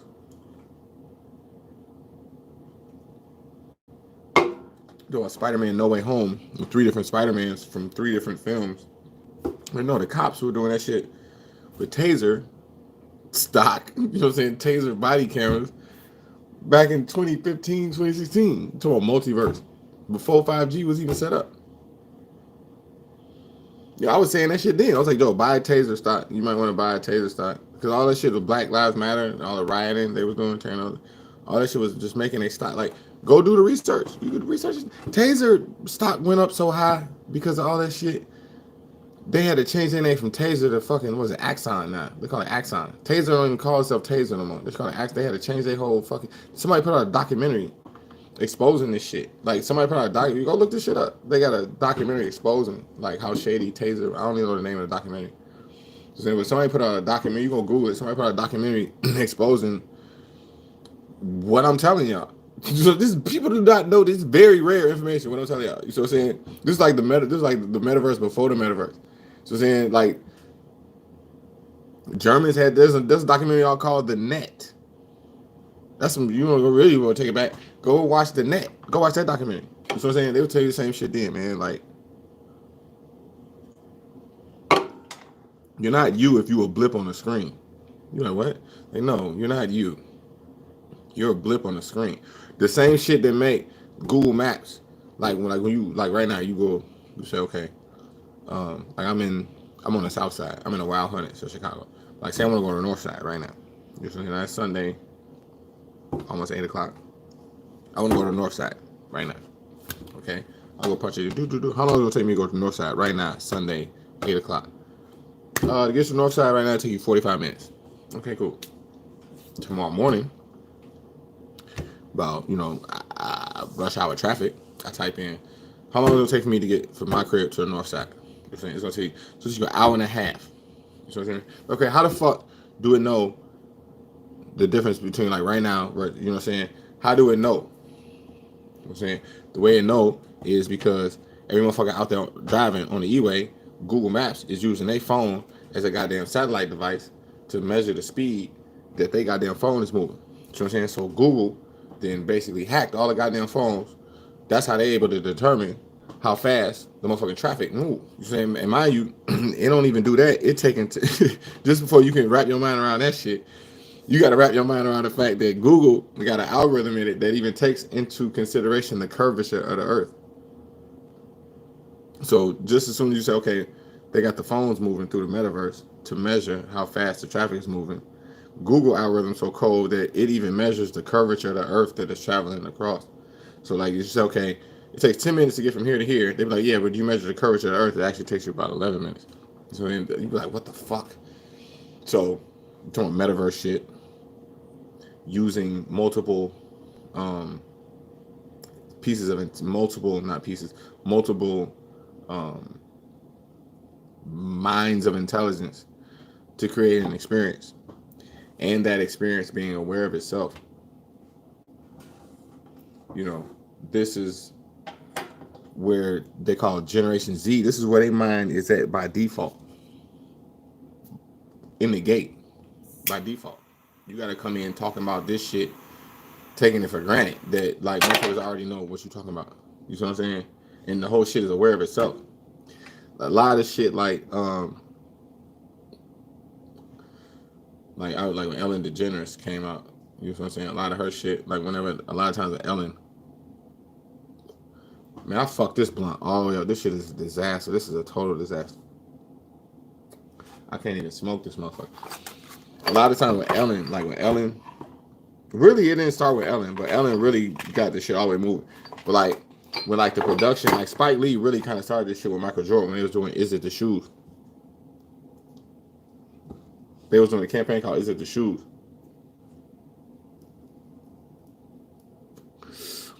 It was like literally the first time where like the production was like kind of aware of itself, where they were showing you, they would cut. Okay, cut. Boom. Like they would show the production was the production. Like you go watch the We Are the World video. Like back in the day, they had videos like that, like we are the world, we are the children. I don't know if y'all remember that. You know what I'm saying, for old school. But like where like the video is the production of them making the video. You see what I'm saying? So it's like the video is kind of aware of itself. Content like that. You see what I'm saying? Throughout the years, like if they try to do some shit like that now, they'd all be standing around doing that shit like off their phone. You know what I'm saying? And somebody would probably edit that shit and chop. I'm sure some song somewhere has been done done this shit. Like you know what I'm saying? Where like everybody sent in their shit and they chopped it all together and like they did We Are the World through 5G type shit.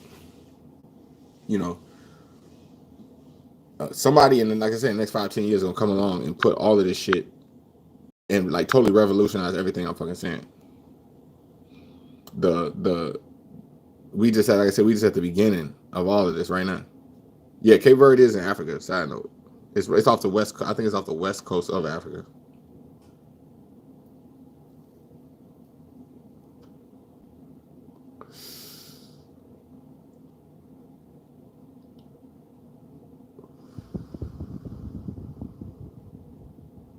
Will I ever please do a collab series on Zodiac with Dolo or Kareem Spirit Works? I'm not against doing collaboration. You know what I'm saying? But I think the algorithm a lot of times got motherfuckers fucked up, yo. Like So saying I don't really think um long story short, to answer your question, yeah, I'm not against doing that shit. But like, I'm not an astrologer like that, man. Like, you know what I'm saying? Like, I'm not. I don't think like saying shit like I look at what Kareem do and I look at what Dolo do. I don't really think that's the same shit either. Like, you know what I'm saying? Like, I think Dolo is a little bit more just like Dolo. Like, it's. I don't really think it's. I think Dolo kind of in his own lane. You know what I'm saying? Like, I would love to work with Kareem. You know what I'm saying? And then like he kind of just a little bit more grounded in reality. You know what I'm saying? Where like Dolo just kind of like out of space, man. Like he just kind of like he didn't transcended this whole planet. You know what I'm saying? So like I don't know if that would be the best platform for me to be on. You know what I'm saying? But like, I mean, long story short, I would love it, I'm not against it, If somebody set it up, like I would never probably go about setting something like that up myself. But like if somebody set it up, I wouldn't, I wouldn't I wouldn't be against it. Any video on experience of the streets, hustling DVDs. So yeah, I got a video of that. It's online. It's called Hood X The Streets. Hood X episode. It's hard to find. You know what I'm saying? But it's called Hood X episode 1, The Streets. It's like literally footage. This is like footage from like you talking like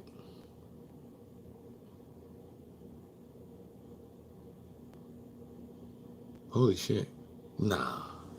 That might have been before the towers fell. That's like right. You talking like 2001, maybe like 2002, 2003, maybe even before the tower. Maybe, man. I don't. Nah, man. That can't be. Yeah. So you talking like me? It had to been after the towers. So you talking like 2002, 2003. You know what I'm saying? You go see footage of me actually hustling in the streets. So I'm saying this called Hood X episode 1, The Streets.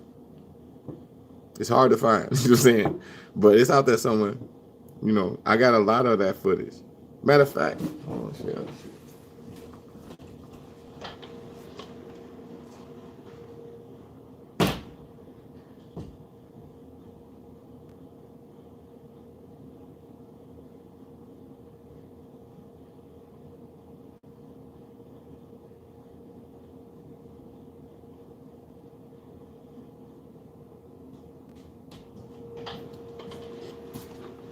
This nigga. Boom, of course. Fucked it up. This dude. It's a white rabbit. So this, mind you, he does something. It's like a robot or something. Hold on, let me. What the fuck is he? Now the daylight coming with all of fun, and everybody's doing it. That's kind of creepy, actually. Sit your ass over there. But so that's my hip hop buddy. That was like this time of symbolize when I used to hustle. So this is like the back end of when I used to hustle. This is like maybe old. This is when I came to Chicago and started hustling CDs. And like these are some of the few CDs that survived. My cousin had them. He kept on to them. Like you see, that's me though. That's my nigga Moves. That's my Artino Rope. That's Gabriel. He used to make beats for me. This CD is like years old. Like 2015. This is one of the CDs I put out back in the day. This how they used to look. This how I used to sell them. They used to come like this. You used to have like, no, this is P2. This is HXC. This is Hood X Christmas. And P2, I don't even know what the fuck P2 stood for. You know what I'm saying? This is Maywood Sexy Lady. This is the R&B one I used to do. So it had like all the R&B songs. Like, I don't know if y'all can see the name of the songs. Can y'all? Damn, that shit sucks. Like, what song here? Let me see. Timbaland, The Way I Are, Hurricane Chris, Hand Clap, Eve, Mashonda, Dance Floor, Chris Brown, T-Pain, Kiss Kiss, Soulja Boy, Crank That RoboCop. I put my song on here. Like I got two, three of my songs. J-Lo, Do It Well, Do It Well. So yeah, so like I would mix my songs in here, like you know what I'm saying, on the same shit, and I would sell them same shit. Like I would mix my songs with industry songs. Like this one got what's on it? Our Hood X Soul Christmas, Young Jeezy, Jay-Z, Brooklyn, Nas featuring Jay-Z, Black Republic. Right. So this is like when Black Republicans came out with Jay-Z and Nas. So like I would mix it like this. It's the R&B one. What the fuck is this? This is old. See, this is human heroin. This one old. This one I was doing human heroin. The red ones was my songs. FedEx.com. This is my old one. Like, this is how I used to make my CDs, just like this. You see what I'm saying? So this is human heroin part 2. So I'm saying so this is HH2. So this is HH2. HH3. Human heroin 3. So, and I put it just like this. Man, we should sell these motherfuckers 3 for $10. Just like that. This is like, I used to make it, you have no idea. I used to make it killer. So like, you get like these 3 CDs, like you get the 2 rap ones and this one for like 3 for $10. I used to make it killing. This is another one I did. This was Brutality Season. Y'all can't really see that. Yeah, Brutality Season. These are like more violent tracks. Like, these are songs about getting shot the fuck up. Like, so saying, like, these are more like R&B. You know what I'm saying? We had like Hood at Soul Christmas, shit like this. This is like hustling, making money. But you got like Brutality Season. This is like songs you get shot the fuck up. These are the ones. This is really how I started making mix CDs. You know what I'm saying? It was Brutality Season. I used to listen to songs about motherfuckers getting shot the fuck up. Like, all my songs, it was Brutality Season. But the people just asked me, stop making CDs that sound so violent. Can you make some shit for the ladies? Or can you make some shit about making money? All that type of shit. This is no homo. This is the one when Wayne first started kissing Baby. You know what I'm saying? When this shit first leaked. Wayne, some of the songs on here. Let me see, like Young Jeezy. No, that's it. Oh, that's when he dissed Nas on the interview. These is all diss tracks. You see, Lil Wayne when he dissed 50 Cent. Yeah, these are all diss tracks. 50 Cent dissing Jay-Z. Lloyd Banks, It Ain't a Secret. D-Block diss. 50 Cent Don't Front. Yeah, these are all diss records. T.I. Where They At. Nori, Cocaine Cowboys. Yeah, so like these is all like, this is in that era. It's like maybe 2007, 2008. This is after I came back from Rhode Island. Like, so all the CDs is gone. Like, you can't even find a fucking CD. Like, man, I got the movie, which I'm about to show you in a second. This is another R&B one. This is Made with Sexy Ladies, part 6. This is Made with Sexy Ladies. What's this? Volume 8. This is part 8. You know what I'm saying? This had Prostitute on it. I don't know if you remember that song, Prostitute, with Lil Wayne and Trina. I don't care if you was a... This got Soulja Boy, Crank That remix with Twista. This is like when Soulja Boy fucking Crank That first came out type shit. This got Beyonce, Creole, Brandy, Sweet Nothings, Fabulous, Jagged Edge, Make Me Better. You make me better, you make me better, you make me better. That was this shit. I don't know if y'all remember that song. So like I would blend my songs in. Like I would drop 1 or 2 songs in between all these tracks. Like if you see the highlighted ones, a lot of times the highlighted one would be me. So since I drop 1 or 2 of my songs in, and then eventually you make a compilation like this. You know what I'm saying? And I take all those songs over a period of months, and then eventually it'll make a compilation. This is Brutality. This one I drop Brutality CD. I dropped it on Halloween. Usually I try to aim for Halloween when I would drop my CD. You know what I'm saying? You had to be on the streets to get my CD. Like, you know what I'm saying? Like, there was no going online finding my CD. Like, you know what I'm saying? Like, you had to, like, some of these CDs got uploaded online eventually. You know what I'm saying? But most of them didn't. But, like, in order to get my CD, you had to be on the street. This is my CD. This is my shit right here. It's old school shit. K-Blao. I'm saying, I don't use all my shout outs and shit. You know what I'm saying? My cousin, shout out to my cousin Jay Kern, he saved this for me too, because like I didn't even have no copies of this shit. Like these are just floating around through the streets. A lot of people probably don't even have this shit no more. You know what I'm saying? It was really a come up at the time. You know what I'm saying? But like, yeah, I would take all, like this one had like 33 songs on it, I think again. From like all of the mixes, like over the period of months, I'll be recording songs and throwing them on it, and then like I make a whole compilation. Yeah, this one had 31 songs on it. You know what I'm saying? And I put them all on one CD. That would be the album. You know what I'm saying? So then, as we were selling the album, motherfuckers started making a DVD. You know what I'm saying? So we started putting out the videos. Motherfuckers actually, you know what I'm saying? This is the first DVD I did. This is Hood X The Street. This one I say. This is on YouTube somewhere. Hood X episode 1, The Streets. So I designed and made this whole shit cover. I was saying shit. This was literally me. I took a picture of me selling CDs. Like, you know what I'm saying? This is like videos of me selling this shit. You know what I'm saying? This is what somebody asked specifically. Yeah, you should make a video talking about. That's what I'm trying to tell you. This shit is really out here. You go find this shit. We made 3 of these. We made part 2. You know what I'm saying? MMA part. See, this brutality. This used to come with this. Let's get these together. You know what I'm saying? This is for the HX3. So that wasn't the original cover for that shit either, man. That wasn't the original cover. Like, this is how I look on the back. You see motherfuckers rolling long ass stupid blunts and shit. Had hella videos. Needed to make this whole shit. This was the come up. This is HX3. This is when shit got real. Oh, this is the original cover. That's right. HX3 special edition. Brutality season. No, it's not. Right. Special edition. Right. See, this is the back of X1. This one we went to Mexico. We were selling DVDs in Mexico and shit. This one 9/11 first hit. Right. We was shooting videos. This is the first Hood. This is Hood. Man, this shit came out. Joe, you talking like 2001. This is like 2001. I'm saying this is the first Hood. This shit right here. These are like the few CDs and DVDs that survived. Trust me, like you talking. There's no way to even determine how many CDs like I had made. You talking thousands, literally thousands of CDs. Like the same shit like these comic books.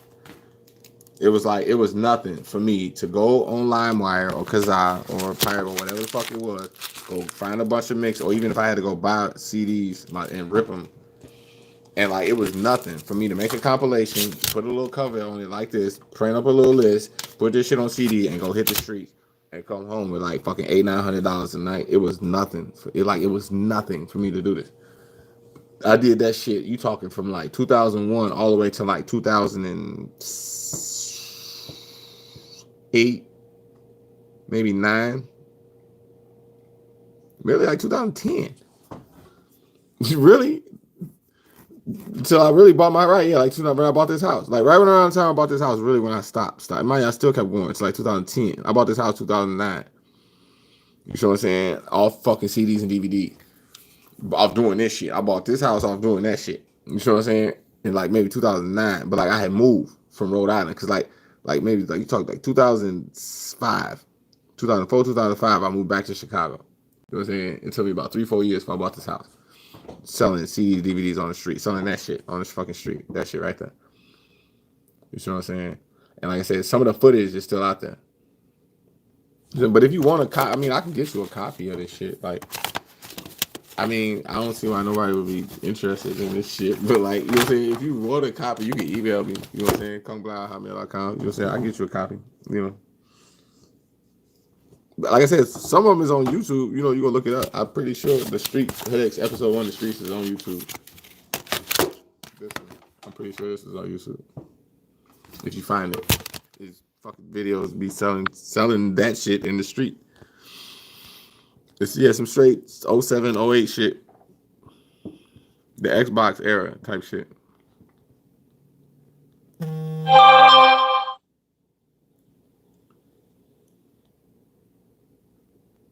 See, my boy just texted me. He talking about the Tupac Exposed. I just put him on the Tupac Exposed channel. Like, I don't know if y'all hip to that. They had to call it Industry Hoax Exposed, but it used to be called Tupac Hoax Exposed. That's a great channel to check out, man. Because Tupac had niggas under the act, man. A lot of niggas run around trying to be Tupac to this day. Not knowing that whole shit was a fucking act. But, yeah, that's some shit motherfuckers might want to check out.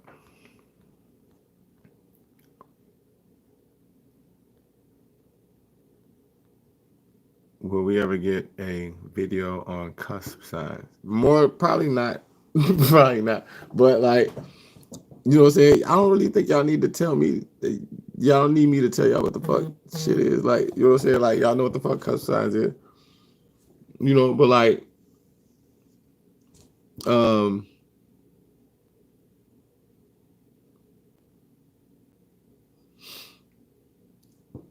I will tell y'all that the people born on the 23rd are usually some lucky people. You know what I'm saying?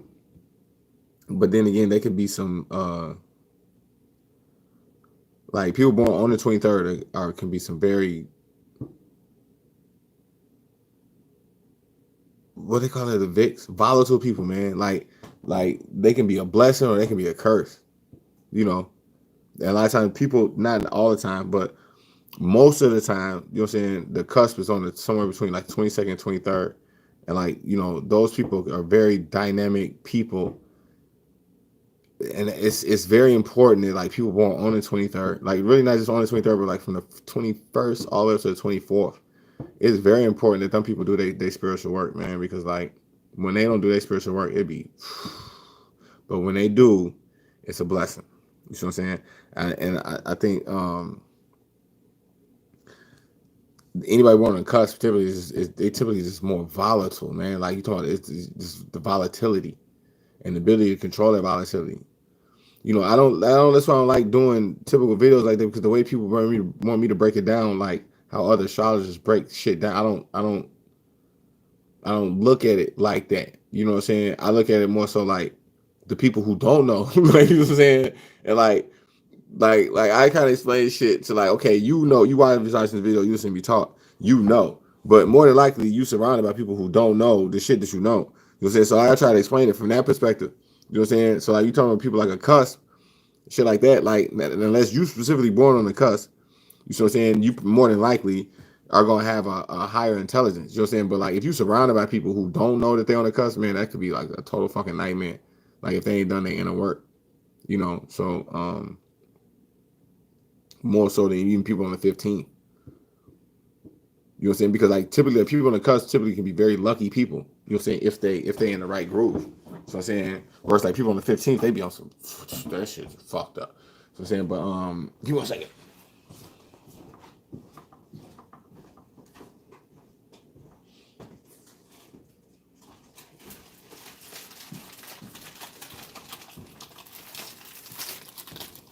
All right, we're gonna have to cut this shit out in a second. But I do want to say this, so check it out. Did I even grab this? I did. Oh yeah, I did. Okay, yes, we did.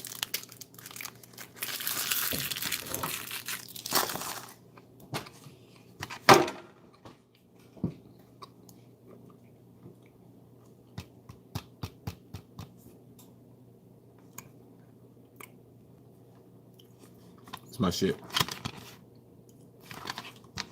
Killer season. Aquarius season. So when you look at, we're talking about brutality season, killer season, Aquarius season. Make no mistake. You in Chicago, you just got hit with the snow. We just got hit with. You talking like 8-9 inches of snow. You gotta go out in the freezing cold and go shovel that shit.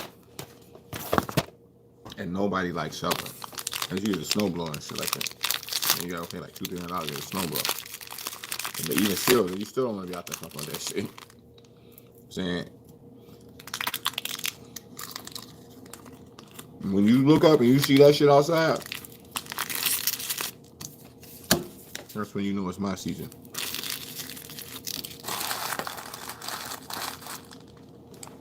And you be like, fuck, I gotta shovel this shit, you can't even walk. You can't even move your feet. Fucking literally snow everywhere. Now, you Aquarius, you in this frame of mind 24/7, 365. It's nothing.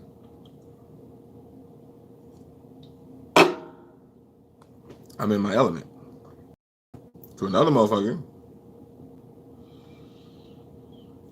that's why people often look at us like we crazy, like we're heartless, or we're cold.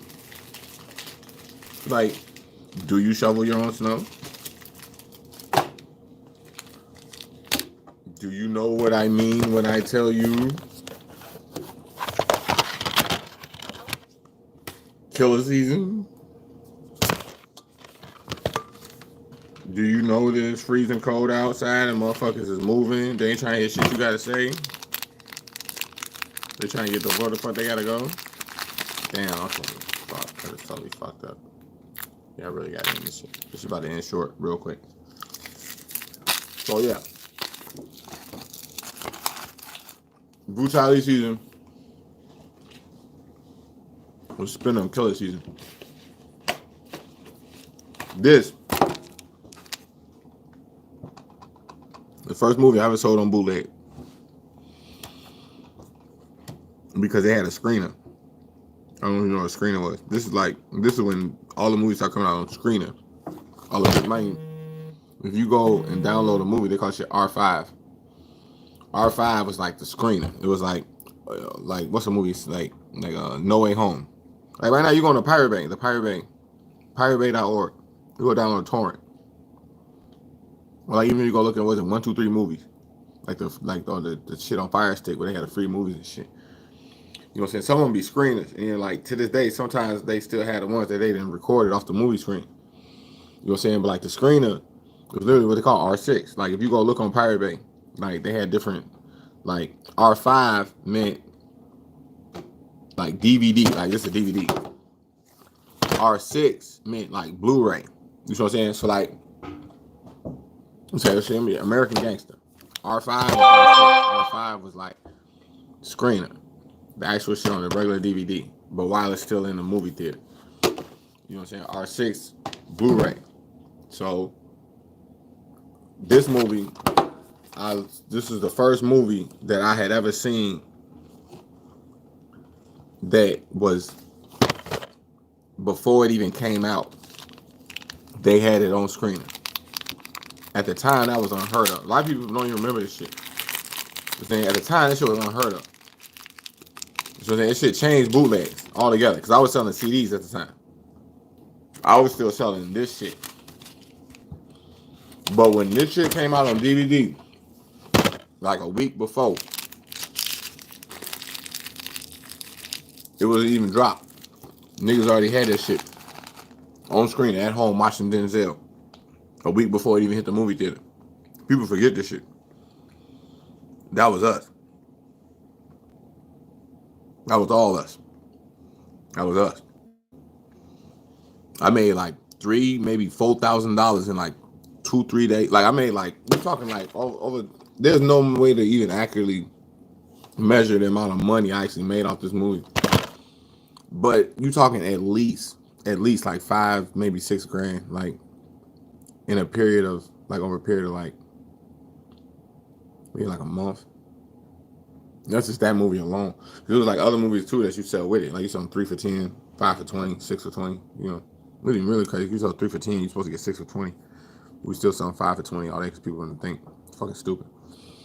But yeah, you get 1 for 5, 3 for 10, 5 for 20. It's supposed to be 6 for 20 if you were smart. Most people weren't that smart. You know. Oh yeah, another song. You go look at the song. I got a song. What's it called? Oh man, what's that song called? Niggas don't want that. Niggas don't want this. K-Blao gonna flaunt this.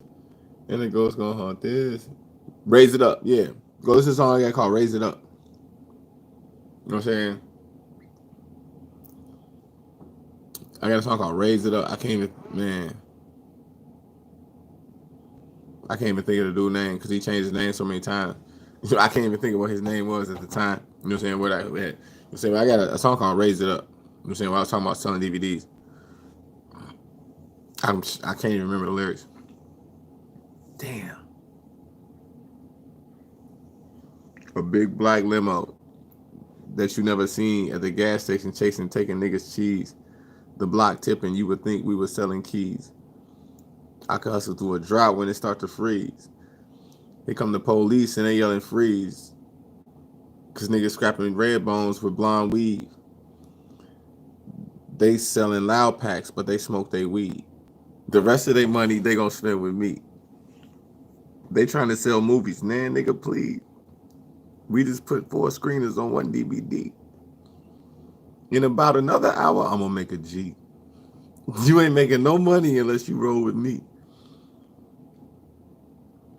What's it? Black hoodie, while I'm 10 toes. Swimming laps around the trap like the breaststroke. A whole different type of hustle, so they let us go.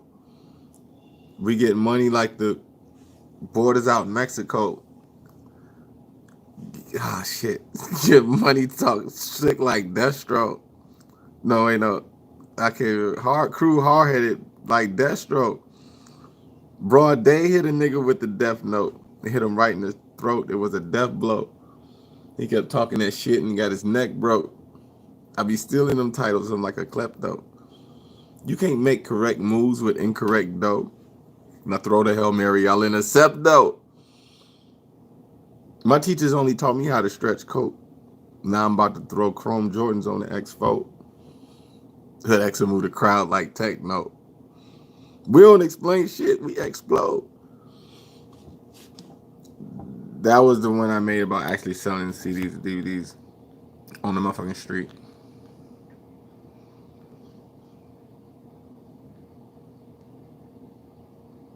Cap Aqua Cusp. Call the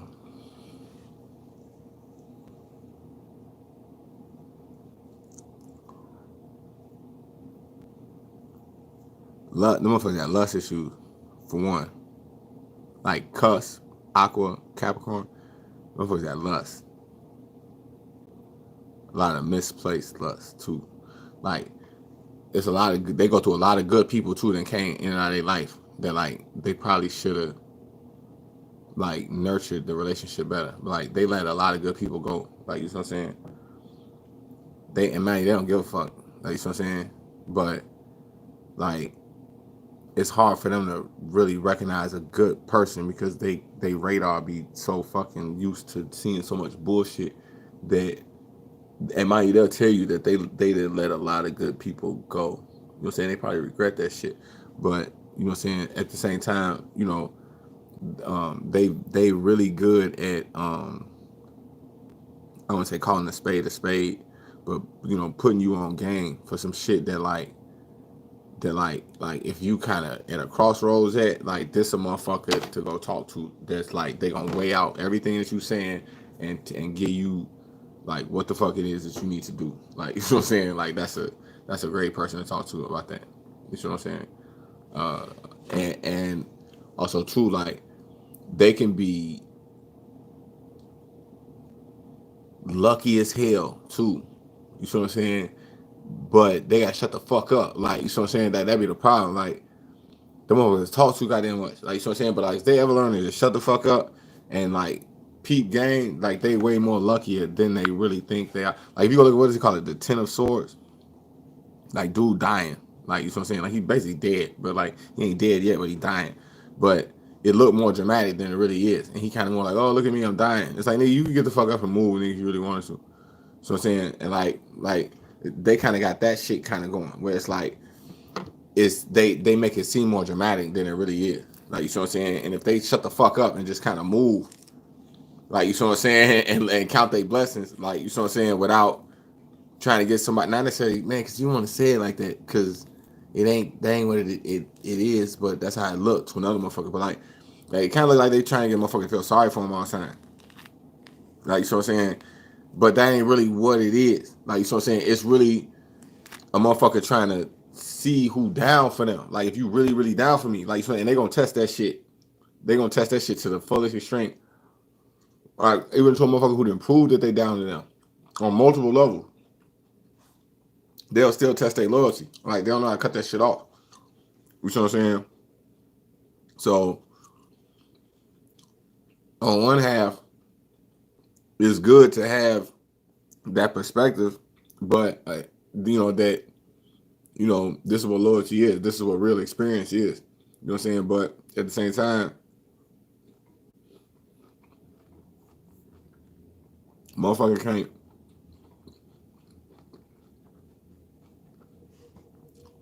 It's kind of like demonic in the aspect of the way they look at people. They kind of look at everybody the same. Like, all men, not I'm saying all men, but like they kind of associate one thing to something that it's not. Like, okay, this is that because I done went through this before and I'm seeing it again. So this is the same shit. Like, no, they ain't even the same. That, no, it's not. It's like they kind of get caught up in that shit where, like, you know, every experience is not the same experience. Like, the mistake that this motherfucker made, even though it looked like the same mistake this motherfucker made, it's not the same shit. Like, you know what I'm saying? But they gonna, like, that type of motherfucker, like a Aqua Cuss gonna react the same. Like in every fucked up scenario, they're gonna react the same way. And a lot of times they kind of bring that shit out of people if they ain't evolved. Hope that makes sense.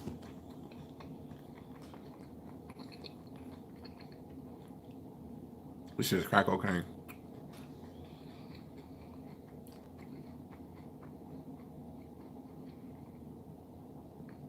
Taurus, Gemini, Cuss.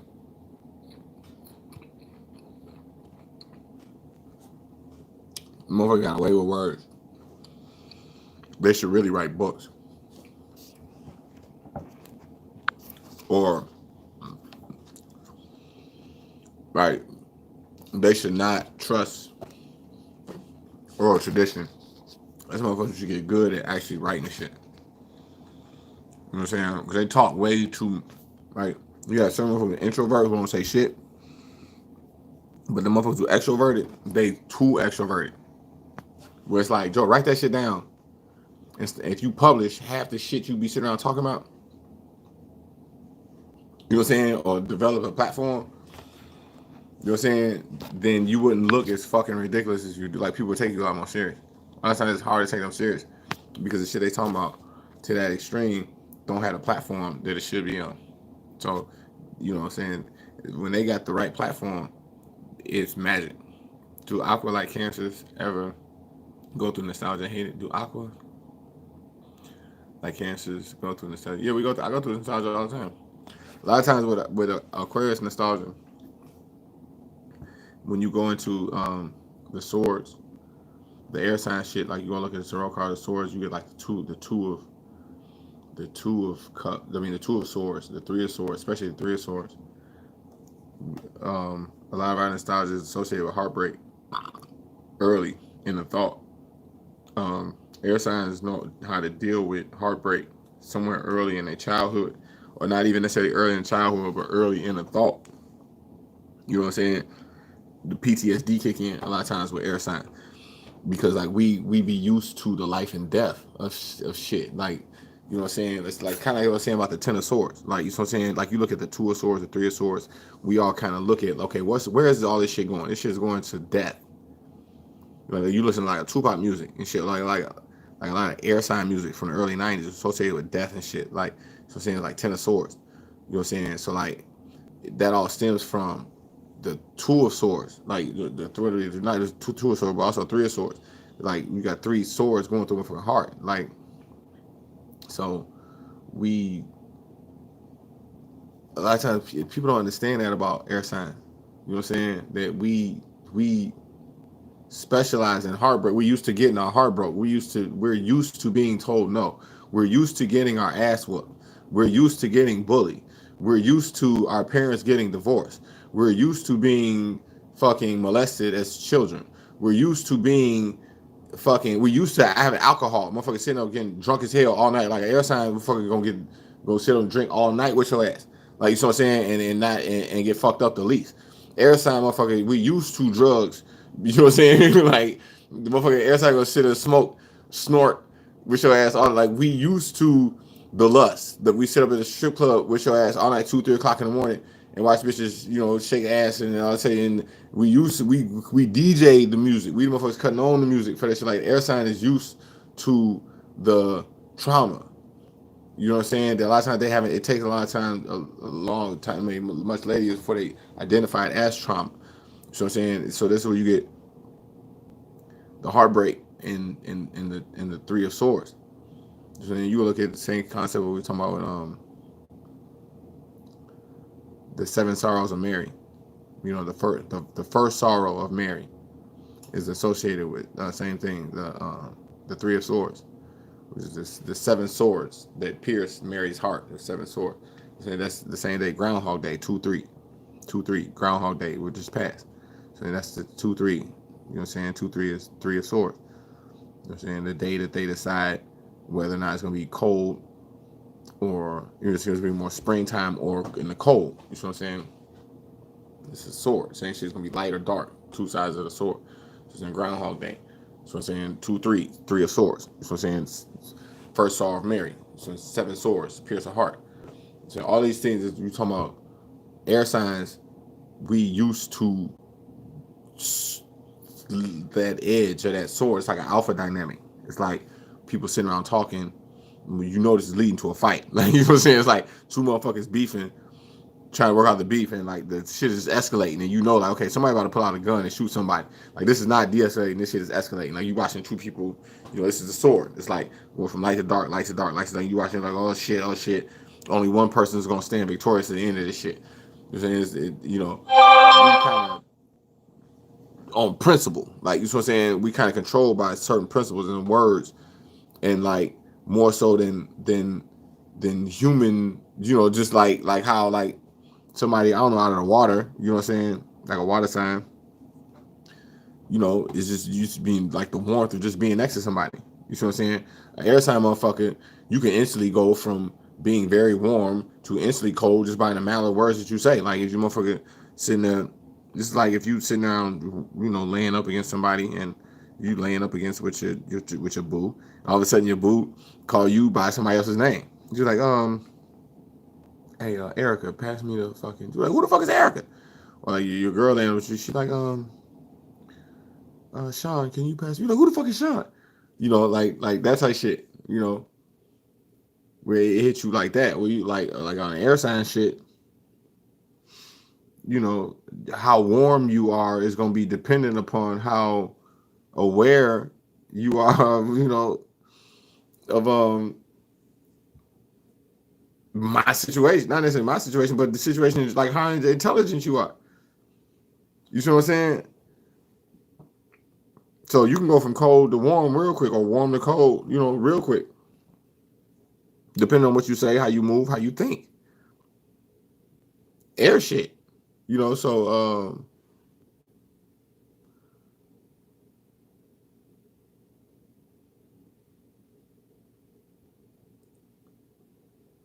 people do not understand air signs as much as man, you know, especially Aquarius. Like, you know what I'm saying? Like,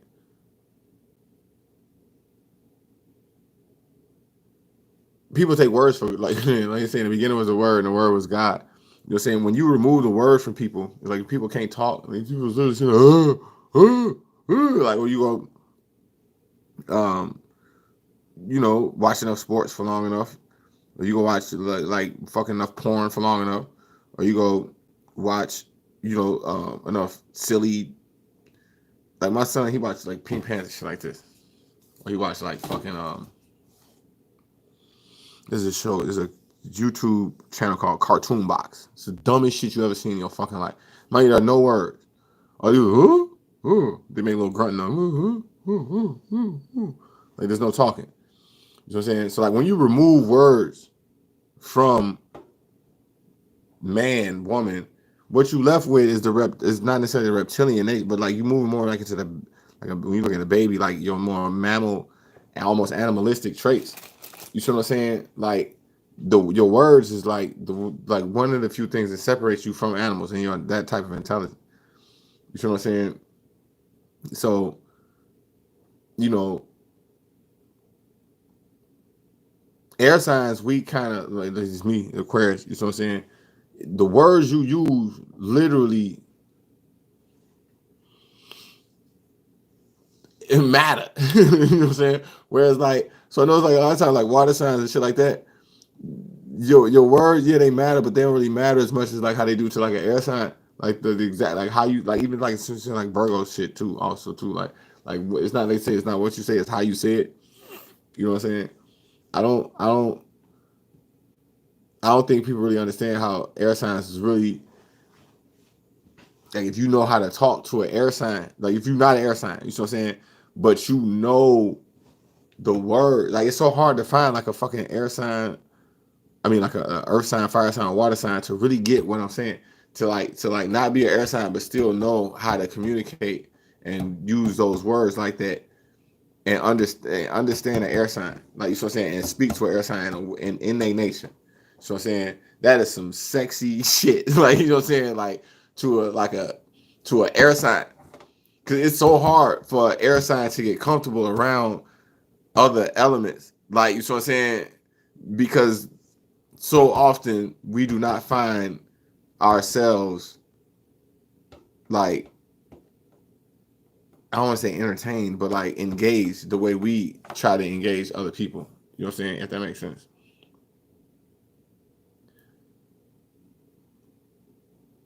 Yeah, my nostalgia is man, you see the nostalgia show. I'm gonna show y'all something in a second. Funny question, what would you do if your son grew up and told you he was marrying a Gemini woman?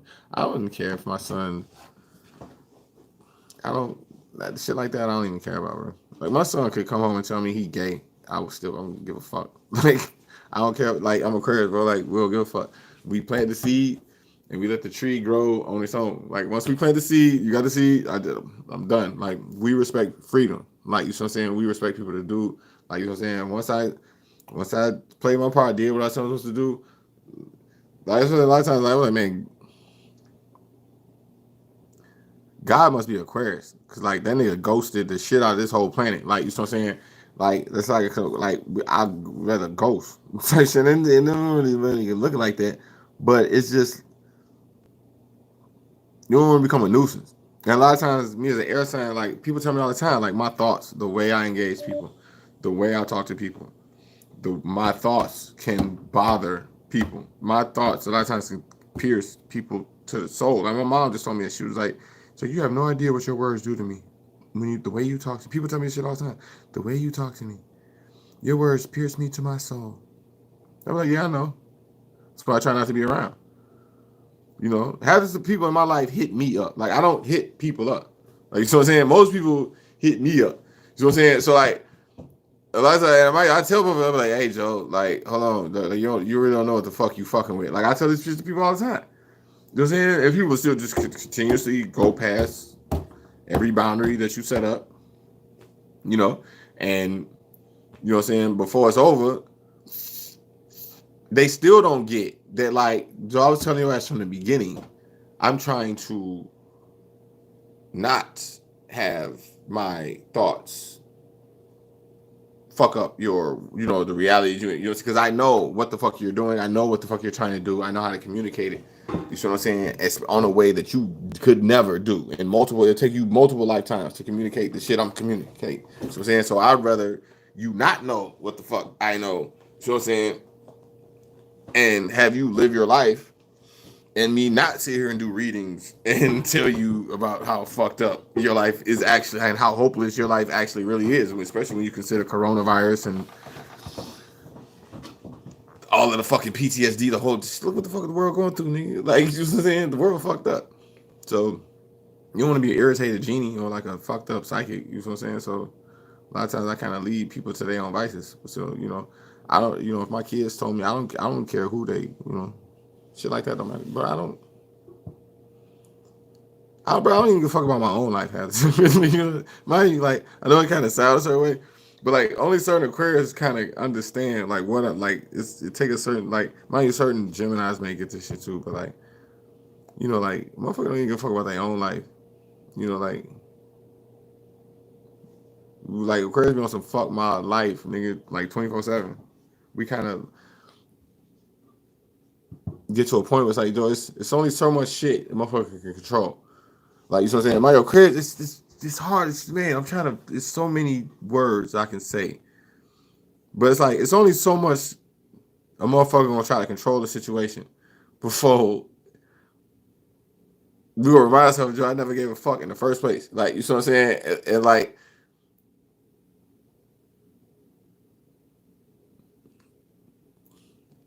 that's it. You know what I'm saying? That's literally it. But it just, the pot gets stirred for so long with Aquarius, man, like, because Aquarius is fixed at. So, like, half time, like, whatever it is you trying to show us, we ain't trying to hear that shit. We're like, no, nigga. Or like, you go to Aquarius, like, hey, man, you want to be like, no. But I ain't even get to say, no, now I don't give a fuck. I know, I'm straight. No. You know what I'm saying? But, like, if you convince us, even though we told you no, And it's time. like, it's fixed. It's fixed air. It's literally a fucking oxymoron within itself. So I'm saying, like, you try to explain to Aquarius, okay, man, we trying to, like, no, I'm straight. But we still want to, kind of, like, see what, we kind of be curious, kind of see what it is. But in the gate, half time we like, nah, in the gate. So when we, eventually open up and see what it is, just because it's still air, you know what I'm saying? So like it take us a while before we finally get all the way into the, full swing of shit. You know what I'm saying? But by the time we do, like if you convince us to do some shit, we already told you, and you're like, no, I ain't doing that shit. But then we're like, oh man, well it's air, and then you can't be like that. Oh, okay, fine, I'm gonna try to do it. Like, oh, okay, this ain't so bad. We get into it. You know what I'm saying? Oh, well, you know what? This is good. And we start doing it at a level that is better or even worse. You know what I'm saying? Like sometimes it's a total fucking train wreck. You know what I'm saying? Sometimes the motherfucker be better at the person, showing it. It can go either way. You know what I'm saying? But like that's when right there, that's when Aquarius gonna start to struggle right there. You know what I'm saying? And then like we gonna get confused. We were like, hold on, like if you invited me into this shit, like you know what I'm saying? I should, and you telling me these are the rules. I'm abiding by the rules. I'm doing what the fuck you telling me to do. I'm maneuvering in the way that's productive toward, you know what I'm saying? Like Aquarius try to, be keep team spirit, all that shit. We doing it the way you saying to do it, but then you're to a point where you gonna like Aquarius gonna feel like they ain't free to express the way that they need to express. Like you talking, you going to freedom. Like I said, a lot of times Aquarius got a false sense of freedom. You know what I'm saying? This is where, like I said, right here. This is a lot of times you brought me into some shit that I ain't want to be a part in the first place, and now you telling me that I gotta act this a way that I don't even want to act. And I've been doing that shit at the same time, and there's a fine line between me being able to express the way I need to express myself versus the shit that you telling me what I gotta change. You know what I'm saying? And mind you, what is always with Aquarius, this is why motherfuckers get ghosted by Aquarius all the time. Because at the end of the day, what it's always gonna boil down to, when we sit there and weigh all this nine of swords shit, before we sit down and weigh all this shit out long enough, we're gonna be like, Joe, this is the one thing you gotta remember. You ain't give a fuck about this shit in the first place. You know what I'm saying? And like, you're like, right. And this is literally fixed air. Like it take Aquarius these type of experiences motherfuckers go through. Like, you know what I'm saying? It's like, I don't give a fuck, I don't give a fuck, I don't give a fuck. Okay, I kinda give a fuck. Yo, you know what? I like this. Then just as soon as we like it, a motherfucker remind you why you never gave a fuck in the first place. And you be like, you know what, fuck this shit. And we be gone. You know what I'm saying? And like that cycle keeps repeating over and over and over again. And like when you got a motherfucker who can come along who understands that shit, you know what I'm saying? Like, because that time, especially with Aquarius, like we want to be left the fuck alone in the first place. Like, just leave us the fuck alone. Like, you know what I'm saying? You have people constantly coming along, dragging you into some shit that you don't even want to be in the first place. You know what I'm saying? And like you constantly like, okay, right, trying to put up out keep your distance, shit. Motherfuckers are constantly just keep dragging you. Be like, Joe, you know what?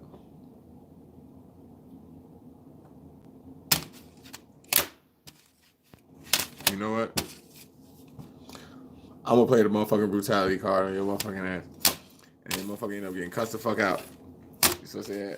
That's how it should be all the time. You know what I'm saying? So me, like I said, I learned a lot of times to snipe the shit before I even get to that point. Because in order to be in this time, especially in Aquarius, like this some shit, like a lot of times you gotta, like Mako just told me the other day, like you sometimes motherfuckers gotta see the situation for what it is. Especially when you go into Aquarius season. You see what I'm saying? Motherfuckers gonna start to see exactly what the fuck you've been saying the whole time. You know what I'm saying? And if you, and it's not just Aquarius shit, it's also Gemini and Libra shit. Like, when it's done right. You know what I'm saying? When it's done, you try to tell a motherfucker don't listen. You know what I'm saying? Then they get cold. What's that shit like the ant and the grasshopper? That's some shit motherfucker go check out. There's a story of the ant and the grasshopper. It's a cartoon, classic cartoon. The grasshopper out playing all the fucking time, playing the fiddle, and the ants was trying to tell him it was about to get cold outside. You know what I'm saying? And then it got cold as hell outside, and then he ain't had nowhere to go. But the ants was working the whole time. Like they had a whole underground warehouse set up. You know what I'm saying? The grasshopper, he was like, oh shit, they saved his life. He almost died. You know what I'm saying? It's called the grasshopper and the ants, some shit like that. It's a classic cartoon. That's some Aquarius shit. You know what I'm saying? Because when they get cold, only then motherfuckers don't understand why fucking Aquarius air signs was talking the way they was talking. You know what I'm saying? What the fuck y'all arguing in the comments?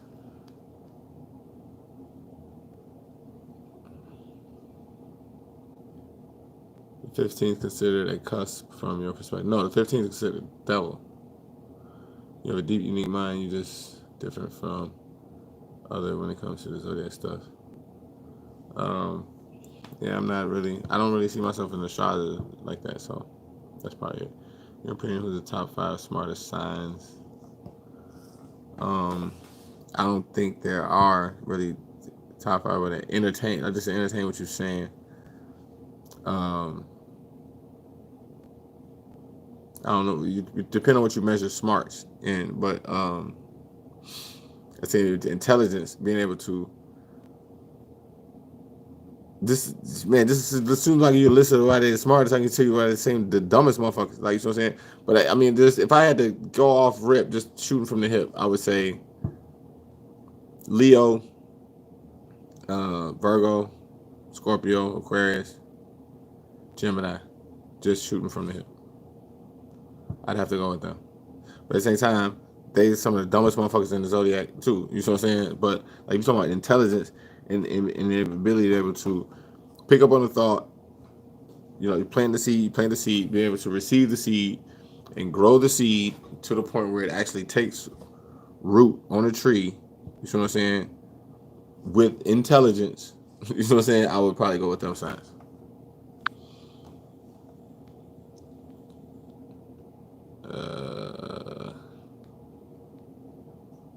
God is definitely not Aries. Please keep your knowledge to yourself. You are a treasure.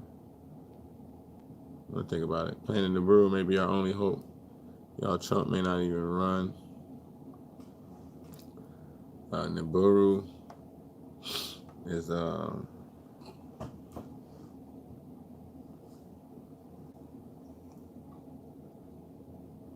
as far as the Amazon truck. Motherfucking Amazon out here with a flashlight looking like the damn police.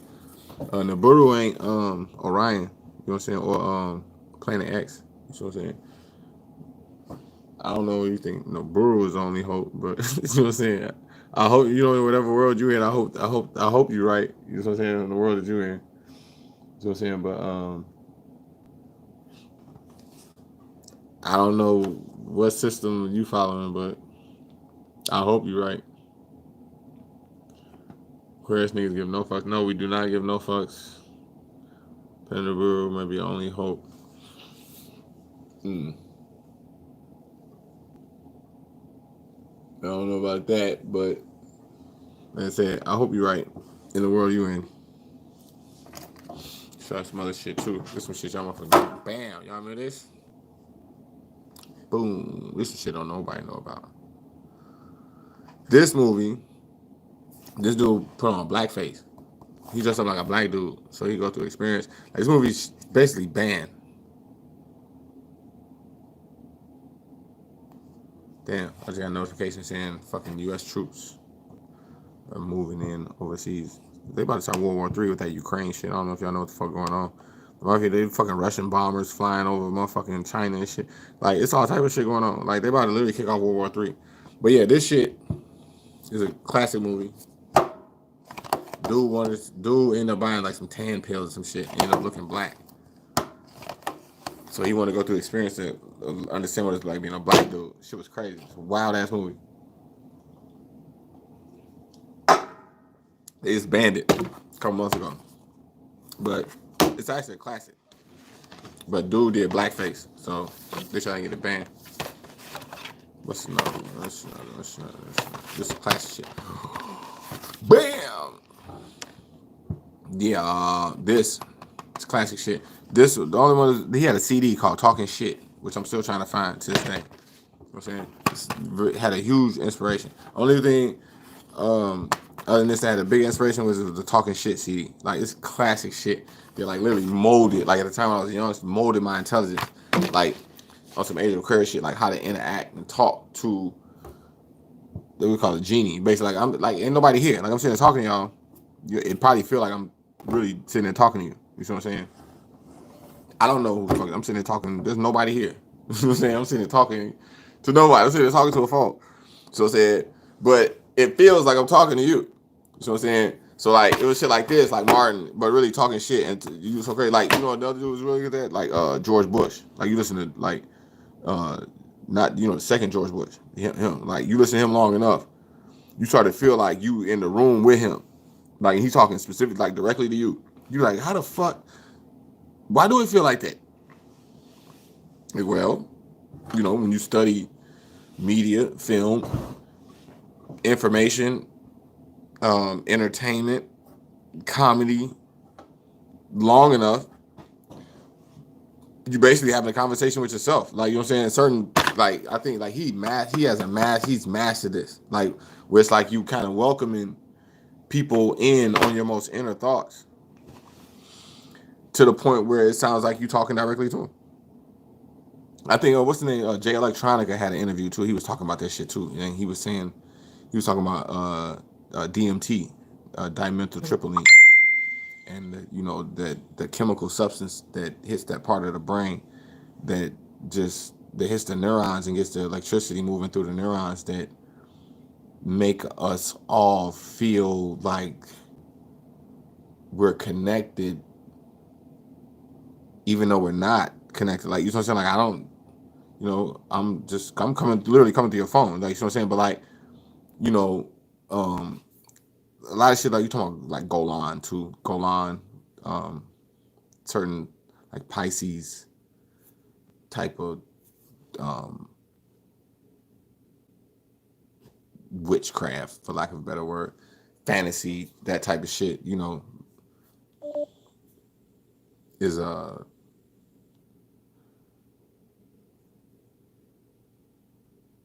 as I say, knowing the words, and not just knowing the words, but moving them through the reptilian part of the subconscious, where there are no words. This is what witchcraft is. Like fucking voodoo. Not if it's voodoo, but like literally like you watch commercials. You watch enough commercials long enough. They say, "Do you have a headache?" Somebody sitting there holding their head like, "Do you have a headache?" Well, take this. And then they get relief. Now it's in this mind. It's like, like they introduce a problem, then they give you a solution, but you would never had a problem in the first place if motherfucking didn't suggest the shit to you in the first place. Like, it's like that type of shit. So like, do you have problems with your love life? Like who the fuck don't have problems with their love? So, do you have trouble sleeping at night? This shit, that shit. Well, take this, and you'll get great sleep tonight. The power of suggestion through media and shit like that, like getting into the point where like, when you boil all the way down to the reptilian basic human nature, like, when you move like a baby, the baby don't have no words. So saying so like the almost the reptilian nature of man, where like a dog almost, like like you hang out with a dog long enough, what I'm saying?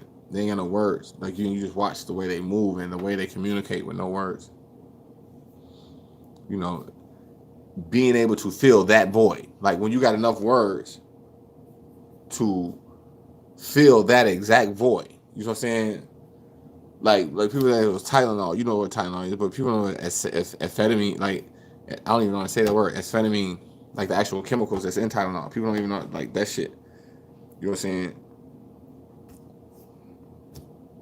Studying that shit long enough, you'll be able to, like you touch, knowing the word, how it literally penetrates through the reptilian flesh. You know what I'm saying? When you've been that reptilian, when you've been that flesh-like, but then you elevate to that high up in the word, where you can take those high-level words, where it can penetrate through that level of low-level flesh. You know what I'm saying? To the point where it feels like me and you sitting there having a one-on-one conversation.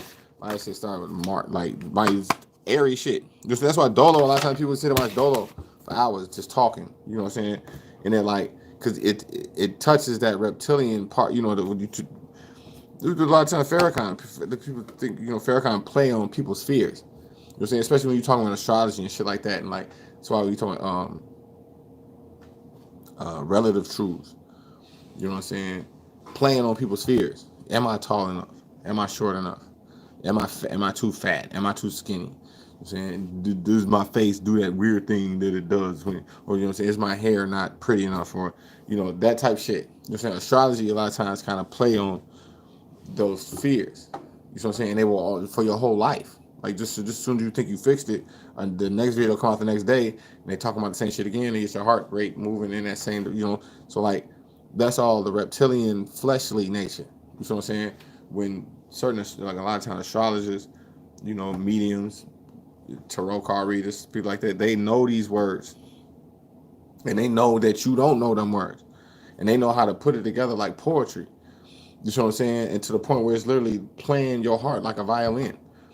You know what I'm saying? So, you know, the same shit music is made of. Like Mr. Rogers, essentially. Like you listen to certain songs, Mr. Rogers, like the way he played the piano, he's a genius. Like, you know what I'm saying? The same words.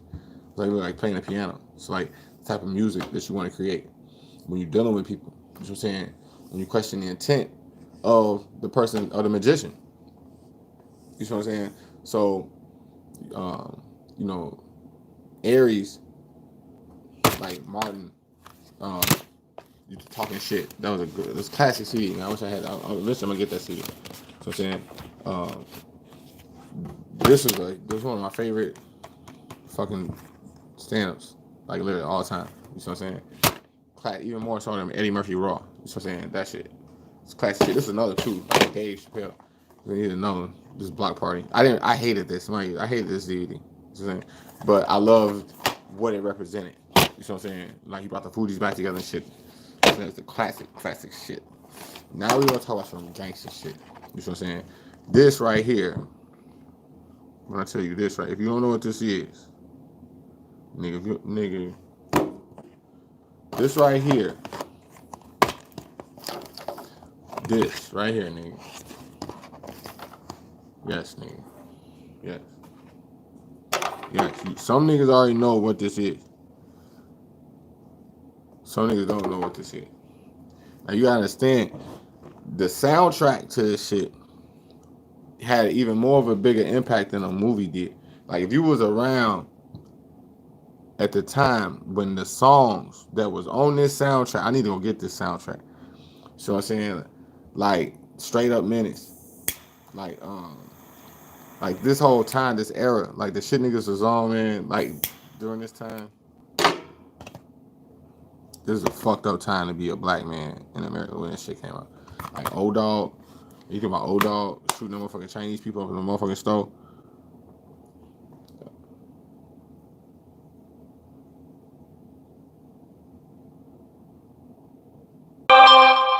See, that's what happened. You talking about Menace? Where you at? Oh, yeah. You talking about Menace?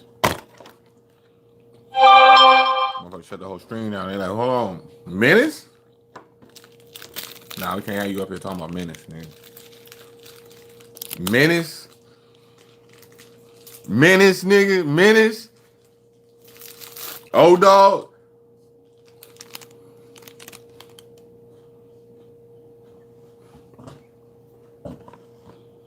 They like, this nigga on here trying to talk about Old Dog. A pocket full of stones.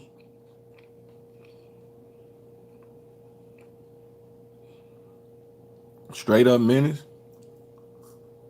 Man, hold on. We tweaking. Y'all don't even know, Joe. This shit was like fucking witchcraft. Menace You know, time. witchcraft. Nigga, watch Menace. Down. I thought talking about Menace. They gonna cut their feet. I ain't got no copyright strike, nigga. I'm saying talking about Menace. How that's a copyright strike? I'm saying talking about Menace. Oh man, Menace to Society soundtrack. Right here, hold on, let me see. Spice One, a nigga got no heart. Okay, in the gate. A nigga got no heart. A nigga got no heart. I'm sick up in this gap. So stop right there. See, we're talking about Menace. The song, the CD, as soon as you cut on the CD, But niggas like this movie was cold as hell. But people do not understand the impact that the soundtrack of this movie had on niggas, yo. As soon as you cut it on in the gate, the first shit you heard in the gate, A nigga got no heart. a nigga got no heart. In the gate, niggas is Spice One in your ear. A nigga got no heart. In the gate.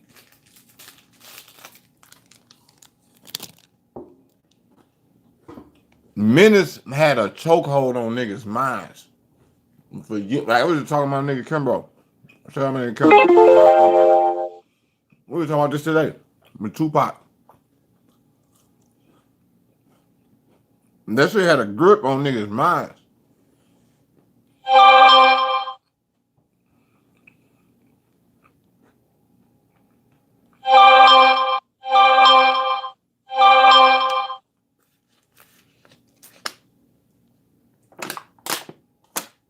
You go back to the beginning of this video.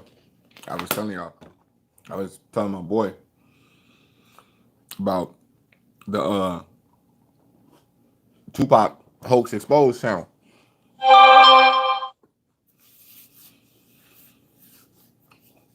lot of people don't really know about that, but he basically showing you how like all this shit was like mind control. It was like an act. It was like some reptilian shit. Like Lorenz Tate, old dog, the nigga play old dog. That nigga had nothing like that at all in real life. Matter of fact,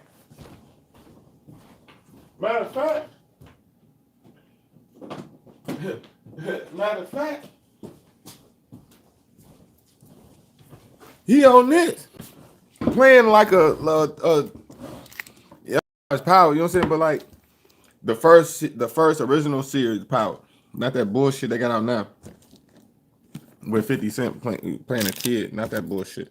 But this Power, you know what I'm saying? They had old dog playing him and his brother playing. They had the same last name. I think it was Tate, LaShawn Tate or some shit like that. Called, you know what I'm saying? He ain't like that. He is very like dude play old dog. Lorenz, he's very intelligent. You see what I'm saying? But they was playing these. It's the same shit they used to do back in the old school 20s and 30s. They had characters like Buckwheat, the Amos and Andy, minstrels and shit. Like that's what Dave Chappelle when he did season 3 of the Chappelle Show. He did a minstrel skit. You know, they had this type of content. You know, back then, but now they do get the most intelligent brothers they find to play roles like old dog, 50 Cent, you know, Coast, you know, say the same shit to this day. Like them brothers ain't even like that at all. They not even like that. Like 50 Cent, believe it or not, he not even like that. Like it's a fucking act. He not like that. Like you know what I'm saying? Like they want you to think they like that. They not none of these guys, and like you understand, like motherfucker like Tupac, content like this. Back in the day, that was the shit that set the whole shit off. Like if it weren't for man, hold on, yo, this whole shit is like this. Oh yeah, that's better. Yeah, if it wasn't for content like this,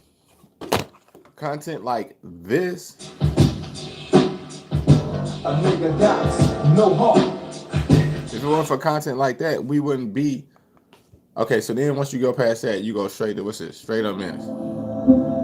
It's like if it wasn't for like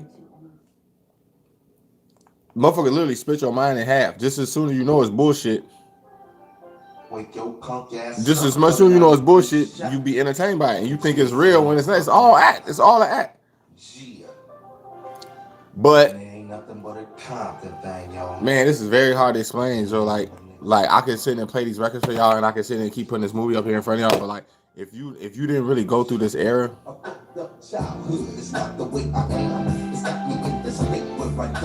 if you didn't really go through this era and see the impact, like I had an older brother, man. Like I watched the impact like this whole era had on him, and like niggas be sending niggas off.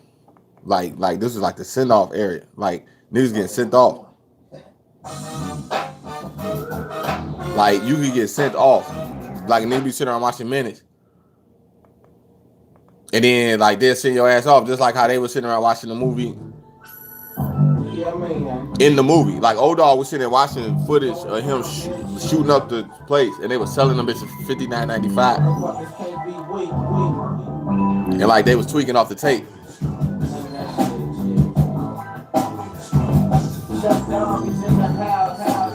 And like you gotta understand, like we sitting talking about 5G. I'm saying that soundtrack is just fucked up, man. That was a whole fucked up era. But like, you know what I'm saying? When you think about this scene of old dog shooting that lady, that was like, and he took the tape up out of there. You know what I'm saying? And he started selling them bitches in the hood. We talking about Facebook metaverse shit. That was like the first metaverse in the hood, nigga. Old dog shot that Chinese lady in the face.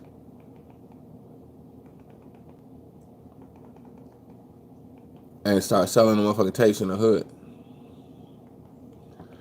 You know what I'm saying? Why the fuck? Why is it always some stupid shit, Joe?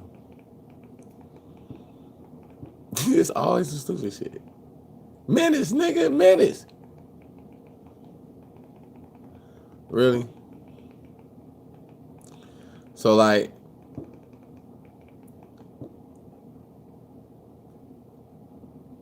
they were sitting on some metaverse shit. Like they were sitting there watching the movie. In the movie. I don't know how much better I got. You know what I'm saying? But Menace seen with old dog. Like they got. Damn. Let me see. Hell no, man. Keisha, she gonna be out the motherfucking porn, niggas. Oh, I'm on my baby. Here we go. She bad. Yeah, she a body, man. Shit, boy, I'm about to get with her, though. See, you gotta understand. Both these niggas is not. I don't know why you trying to act like you cleaning up. These niggas is very intelligent. These niggas been went to school for this shit and everything. Like, you know what I'm saying? Like, they portraying some shit that they didn't see. It ain't, you know what I'm saying? So, motherfuckers trying to normalize this shit. Old school, bro. You look to drink the beer in the store. Hey, man, I'm gonna pay you. Hey, look, bitch, stop following me around this motherfucker. Like, the shit you don't think about, Joe, is like, once that scene over, they sit around laughing about that shit. Like, mind you, like, I didn't film this type of shit, so I kind of understand. Like you never think, like, just as soon as you done seen this shot of old dog shooting this motherfucker a million times, but you would never in your life think one time. Getting on my nerve. Just as soon as they got done doing that shit, this nigga got up and they shook and laughed about it. You know what I'm saying? They say, cut! And they get up, start laughing. You know what I'm saying? You never think about it like that. That nigga old dog had to. Give me the motherfucking video. Give me the motherfucking videotape right now. Hey nigga, hey, clean the pass first. Come on. Shut up. Fuck up with your noise. Hey, you gotta shut the fuck. I ain't playing. Hey, you motherfucking take that. What the fuck did you do, man? See, just that quick.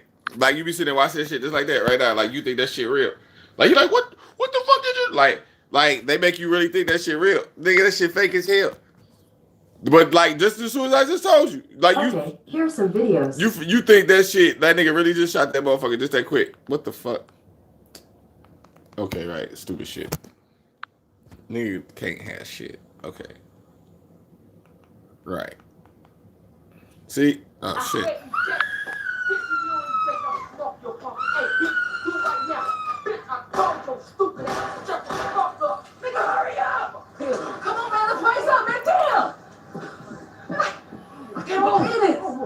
I thought I told you to open the damn register. Damn, nigga. Go. Open this shit.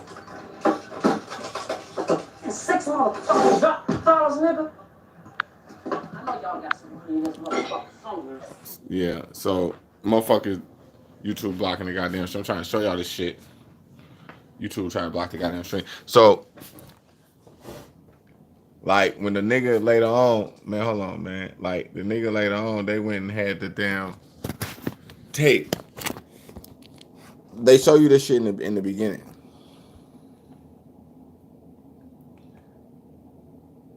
Of the movie. It's the first scene to come on in the movie. Then about 4 cents of the movie, this nigga's selling this shit on tape.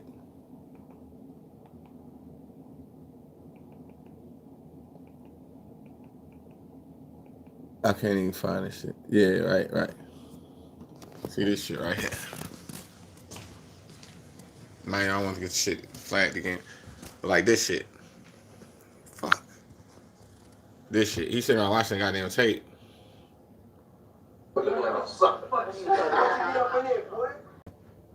You see what I'm saying?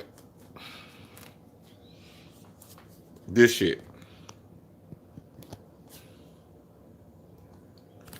So, you talking back then, Hollywood was even still trying to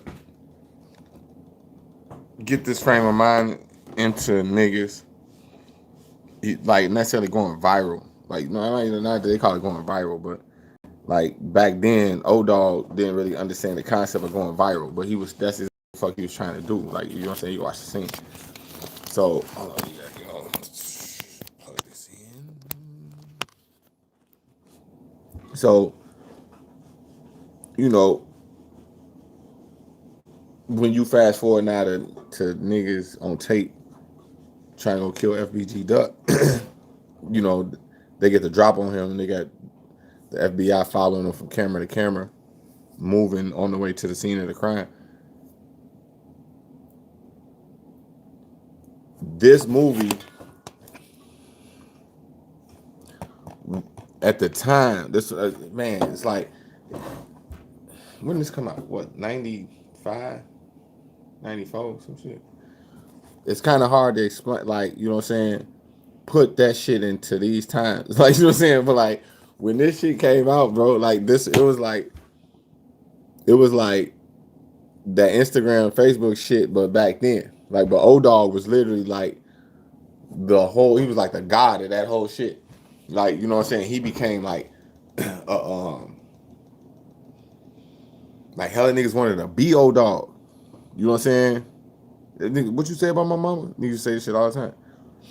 You know what I'm saying? So, yeah, this was like literally one of the first, I want to say hood movies I've seen. It was about being aware of itself on some meta shit. You know what I'm saying? A lot of people don't really think of men's society on some meta shit, but you know what I'm saying? When he took that tape out of his back pocket, you know, and then, you know, an hour later, you watching him watch it in the movie. You know what I'm saying? That was some meta shit. You know what I'm saying? Just way ahead of his time. So the way we being programmed to my viral, Vegamind, doing shit like this on camera, you know what I'm saying? Even selling the camera, selling on tape, shit like this, you know, how you do it is a lot of people think they know what the fuck they doing. They don't know what the fuck they doing. Not like how I know what the fuck they doing. You know what I'm saying? Like how you do it is really key. You know what I'm saying? So last thing I want to show y'all this before I get out of here. This is a show about nothing. You know what I'm saying? This is my fucking high school yearbook. It's me a film. This is it. And I'm gonna show y'all some crazy shit. Some shit I would never normally show y'all. Hold on, did somebody cut me out? Oh yeah. See it? Before I cut my picture out. My picture got cut out my own yearbook. I was gonna show y'all myself, but I got cut out my own fucking yearbook. That sucks. I don't remember cutting myself out, but I guess I cut myself out my own yearbook. Like I told y'all, Aquarius, we also fuck my own life type shit. We don't give a fuck about that shit. Like, nah, not me. You would not have my picture in on this shit. There's a picture of me somewhere in this motherfucker. I think, wait, hold on, is that it right there? No, that's my brother. Yeah, it's my brother. I was just about to show you I'm my brother, but I ain't gonna do that. Man, where's that picture? There's a picture of me. Hold on. Wait, hold on. Let me see. So, I'm gonna show y'all this one picture. Let me get out of here. There is that one picture, right? So yeah, so this is me right here. Hold on, let me do this. We were at that's me right there. I was in 8th grade. I don't know if y'all can see. We were at an assembly. I was standing up. Everybody was partying, and they was told everybody stand up, and I jumped up, and they got a picture of it. I had on a cross-color shirt. Damn, y'all can't really see the picture. That's a cross-color shirt. I need some jabos. I had on some jabos and a cross-color shirt. And at the time, I had my hair cut like a step. Like I used to wear my hair like a step, like Juice from Bishop, and GQ from Bishop. I used to have my hair like cut like a step. You know what I'm saying? I was in 8th grade. You know what I'm saying? So on that note, I'm about to run. I'm about to tell you the fuck out of here.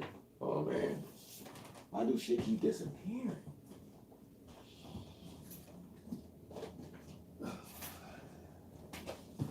I keep saying I'm gonna go. I keep showing y'all all my shit. Cause I keep buying all this shit. Hey, it's a dope ass movie. I don't know if y'all seen this. I don't even say shit about it. Just Joe, go watch this movie. This movie is off the fucking chain. It's one of my favorite movies of all time. 10,000 BC. Man, there ain't a lot of words in it. It's a great movie. You know what I'm saying? Let's share this real quick. One day we're gonna take a roll through the hood. This Tales from the Hood. But this ain't a regular. This a laser disc. I don't know if y'all seen this. It's a laser disc. A big ass disc. So it's called. This a laser disc. Tales from the Hood on laser disc. I bought a laser disc the other day. A lot of people don't even know what a laser disc is. You know what I'm saying? But it was like the DVD before DVDs. Big dumbass DVD basically was fucking ignorantly large. So it's like a record. It's like the size of like LP. You know what I'm saying? But this Tales from the Hood on Laserdisc. You know what I'm saying? So I've been collecting Laserdisc.